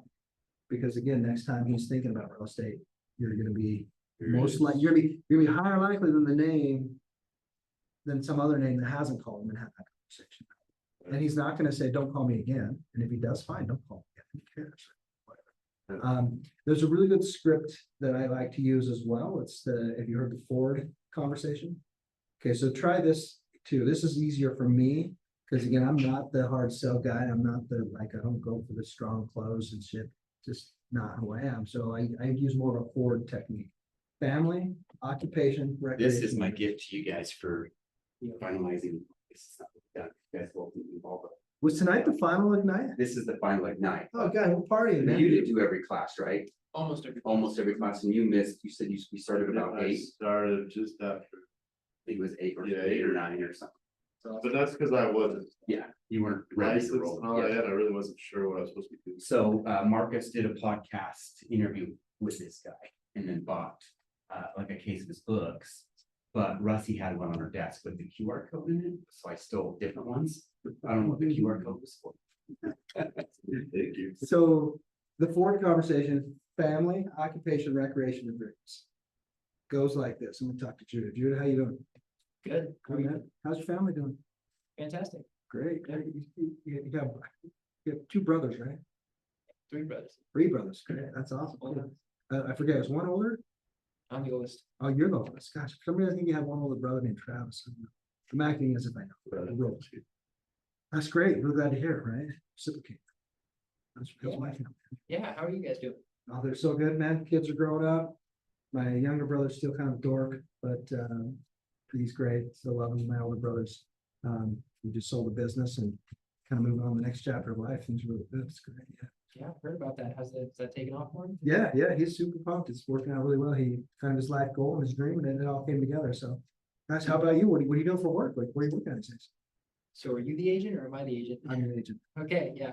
I'm working pest control right now, hoping to move up at some point in the future. That's cool. What pest control company with Beeline pest control. Beeline? All right, cool. What do you guys? What I mean, you do like everything: termites, rats, like bees. What's the?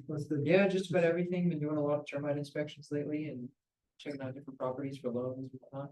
I don't know. So do you like do you door to door sell or do you service? I just do the servicing. You do the Somebody service. else does the. Probably better than the door to door sell. That's hard, huh? Oh, yeah. Guys, but believe it or not, I just got in real estate. And so we do some door knocking every once in a while, man. It's sometimes brutal getting out of some doors, but So- God, I really enjoy it. Man. I love seeing all the houses in the neighborhoods and stuff and meet some really cool people. It's really great. So cool. What about fun? You got anything cool planned for the summer? You guys, what do you guys do for recreation? What do you do for- Oh, when we're out of the heat wave, we're gonna go hiking, probably. Oh, awesome. Gotta find a place with more shade than not, though. Yeah, get up a little higher where it's cooler. Yeah, I love to hike too. In fact, I've got a planned hike up to Timpanogos to go check out that cave. It's gonna be cool. It's exciting. In fact, one of my dreams is to go back to Yellowstone sometime and do the Beckler backpack loop. It's like a 4-day trip, about 40 miles, but it's a permanent deal. And you have to get back there and do it. So cool. So how about you? You got like any big aspirations, big dreams you're looking at? I mean, I love traveling in general, so next opportunity I get, probably go back to Iceland or Thailand Oh or wow, Japan, something like that. that's cool. That's really cool. Well, great, man. Well, so guys, if you ever need help with real estate, man, the real estate is a phenomenal place to put some of your investments. Might help fund some of those Iceland trips or something. I'd love to help you out. So yeah, just think about me. Give me a call if you ever have any questions. That was really great catching up. Tell your brothers hello. Take care. Right. Relatively natural. I don't know Judah yet, Yeah, sounded good to me. but like say I knew That's him. not Right? how you integrated You everyone. integrate all those things. Ideally, the conversation is reciprocal as well, right? Like, so Yeah. what are you doing for work? Oh, work at Beeline. Cool. Wow, that's awesome. What do you do for work? Ah, this. He didn't say that, so I found a reason and a way. Right? You know, oh, door knocking, that'd be really tough. In fact, I don't know if you knew, right? So you ideally you reciprocate the thing, kind of it's this volley back and forth. Depends on who it is that you're talking to. But you can use that same script with someone you don't even know. Right? Yeah, just talk about that. Like, I don't know what is your family like? You got brothers, sisters, married, got kids, like All of the above. that's cool. Oh, you got the family. That's cool, man. Where to begin? That's great. Where do you want me to start? Yeah, I don't know. Tell me about your kids. It's 6 kids, 6 kids. Holy cow, what are their ages? starting at 25 and all the way down to 18.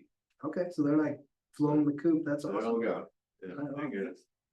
That's cool. That's really cool. Yeah, see, you get to know someone genuinely, you have this more genuine connection versus like, hey, I don't know you from anything, but do you want to buy or sell a house? Yeah, To me, that doesn't work. It doesn't sit well with me. It's not the conversation I want to have. You use that forward script, you can kind of follow through a more genuine connection type conversation. You also learn a lot about somebody. I know you've got 6 kids, but they're 18 and older.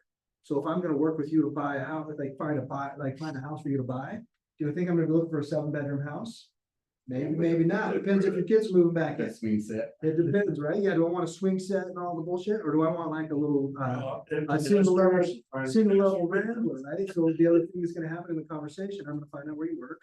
I'm gonna find what you like to do for fun. If you tell me for fun, I am into rock crawlers and I like going jeeping and I got ATV and all this stuff. What else do I think I'm gonna want to look for in a house when you want to go shopping? Big shop, big garage, space like that, right? So you learn things about people in that conversation that will naturally help you present them with things that they like. And it could be something like Troy's daughter does rodeo, so it could be like, oh man, I was at rodeo all weekend. So that cues you into like, well, he may need a horse property. So hey, I saw a great horse property. Have you seen this one? You know what I mean? So you can Yeah, you Yeah, ever thought about it's- buying a horse property, right? Then real estate's in the conversation. I'm qualifying that in your Oh, daily so you love success. golf, so what's your favorite golf course, right? I hate Bermuda, but I love Mount Ogden, so you know that they may want to live closer to Mount Ogden, right? So use that as your script. Your number one thing right now, if I were you, is use whatever form of that script you want to use. And have 10 conversations every day, have 5 conversations. If you have 20 minutes, 30 minutes, an hour, whatever it is, you can squeeze in, do it and track it. How many of those you have and see where it goes, see what happens, right? How many of those contacts you can add to. You'll get braver in the conversation, ask for a specific referral, ask for the business. But don't worry about that at first, just have the conversation, but make sure you integrate something about real estate. The fact that you started real estate, the fact that you just finished real estate school, and you've been taking this investment class on real estate, whatever it is, share the love, share the knowledge, be the source of information for them in real estate, and leave it at that for them. Totally fine. They're gonna drop a little something again, right? Like, I'm thinking rock crawlers. You ever been to Chester, Utah? Yes. No shit. Yes, I have. Maybe you've heard of that. Yeah, exactly. It's 2.5 hours that way. I went there last night to look at this trailer for this guy, what this guy's selling, and he's in rock crawlers, the baddest machines. I've ever What seen. were their names? There's only like 5 families. Yeah, Eric Richardson, I think it is. Erickson. Badass dude, I mean, 48-inch tires. The one was like 180K for sure. Fox shocks is custom built. So I meet Eric, right? I'm talking to him, doing the thing, whatever. In my head, I'm making note. Rock crawler city, right? Like this guy likes rock crawlers. So hopefully I find out about a rock crawler trail. Maybe it naturally comes to me. Maybe in a week I seek it out. I type in bitch and rock crawler trails in southern Utah, and I find one. And then I call Eric. Hey man, just scrolling the news feed or scrolling social media, and I saw this thing about XYZ trail. Man, have you ever been on that one? You got a new reason to connect and follow up from your first conversation. Right, so in that forward conversation, you pick up much more than just this real estate conversation. You find reasons to connect then, create a personal relationship with them in the moment, and you find reasons to follow up later. But if you call 10 people a day, have 10 conversations 5 days a week, that's 50 conversations. You're not going to remember everything about every single conversation. So track it in command, make reasons and ways, set a reminder, set a task that populates in 5 days or 7 days or whatever cadence you think makes sense. That says, find a rock crawler article for Eric. Find a rock crawler info for Eric. Find whatever, right? Whatever I'm grasping for anything. It doesn't really matter what it is. It's that you can you do 2 things. You show that you're able to follow up and reconnect again. You show that you were listening, and then again, he's like, he cares about the rock crawler. You may not care at all. You may seem stupid. Like a lot of money to waste on something that's just going to break in the desert. But you can have that conversation. And then, yeah, and then maybe that conversation doesn't have real estate related to it. Then, you find out to follow up later. And it does that make sense? Yeah. So, you don't have to be a people person to make those connections, have those conversations. You should be genuine, in my opinion. It's best to have some genuine conversation about it. We had an agent in here at one time, folks, that I think all of us were a little frustrated with the coach. Coach. Do you remember that kid? Poor kid. His legit script is his coach basically said, "You're just going to bang out as many calls as you possibly can." And he was on the phone every day. He'd call and say, "Hey, this is blah blah blah from Williams. Just wondering if you've ever thought about buying or selling real estate in the next 60 days." No, okay, thanks.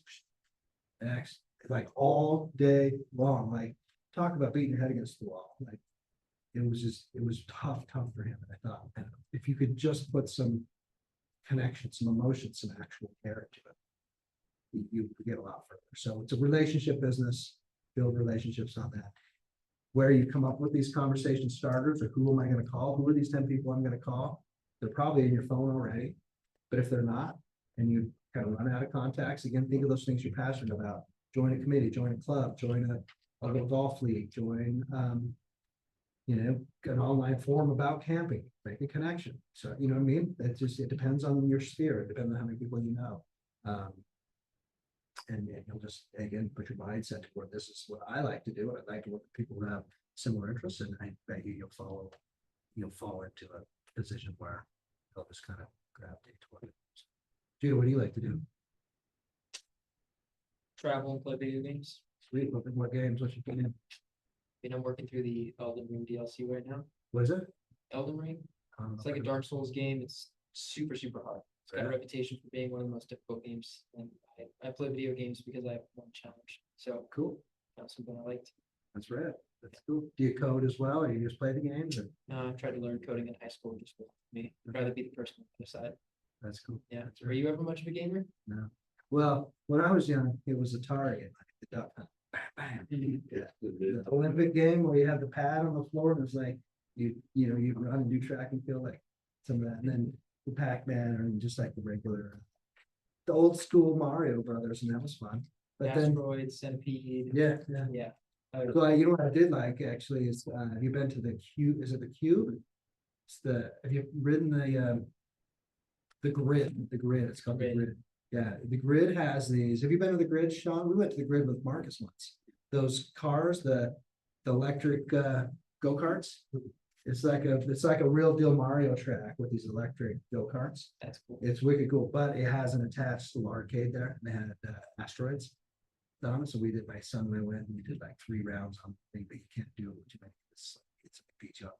So we were playing asteroids. It's a blast from the past. That sounds so fun. Yeah, it's Yeah, cool. I'd love to do that. Yeah, go check it out. Yeah, it's a fun evening. Call your golfing buddies, go to the Grid and hang out or something. So anyway, it's easier than you think to find reasons to talk to people. You had some genuine conversations in there, and I promise those will lead to contacts. You'll be asking for referrals, new contacts. Handwritten note. It's an age tested deal, man. Send a thank you. It's great chatting with you the other day. That kind of thing, it goes huge. So that's it. Awesome. Don't call people that don't want to be called. You could- Good morning. ECPA. Yeah, TCPA is where you can get the list. So it's mostly if they're in your phone, you get the call. If they reach out to you through your website and it becomes a lead in your database, that's permission to call essentially. If you're opening a phone book, you need to scrub the list. If someone asks you to take them off their list or off your list, you have to make sure you do that. I engage every conversation in the spirit of contribution, and people are happy to be in relationship with me. So again, thinking about that forward conversation, right? Contribution through your passion around rock dollars. I'm gonna contribute in some way, hopefully either in that conversation or later on with some bits that you can benefit from. We're not gonna role play. Prepare your call list, good to know. Update contacts. Follow up. So again, inside command, there's the top, so right here in command, you see connect right there. You can connect, that takes you to this page, and it's just a massive database of great articles, great videos, things. Inside there. Yeah, so it's all right inside command. There's like 30 something tasks that show up right away on command. Yeah, they're all connected. And they'll all take you, yeah, they'll all take you there to the YouTube page. The tech's been set up to give you the tools you need, right? But again, what I would caution is don't spend all your free time, take your time block toward the business. Just checking out videos and stuff, call some people and just have the conversations. I promise you won't fall flat. You just talk about real estate and move happen. Nice job. That's it.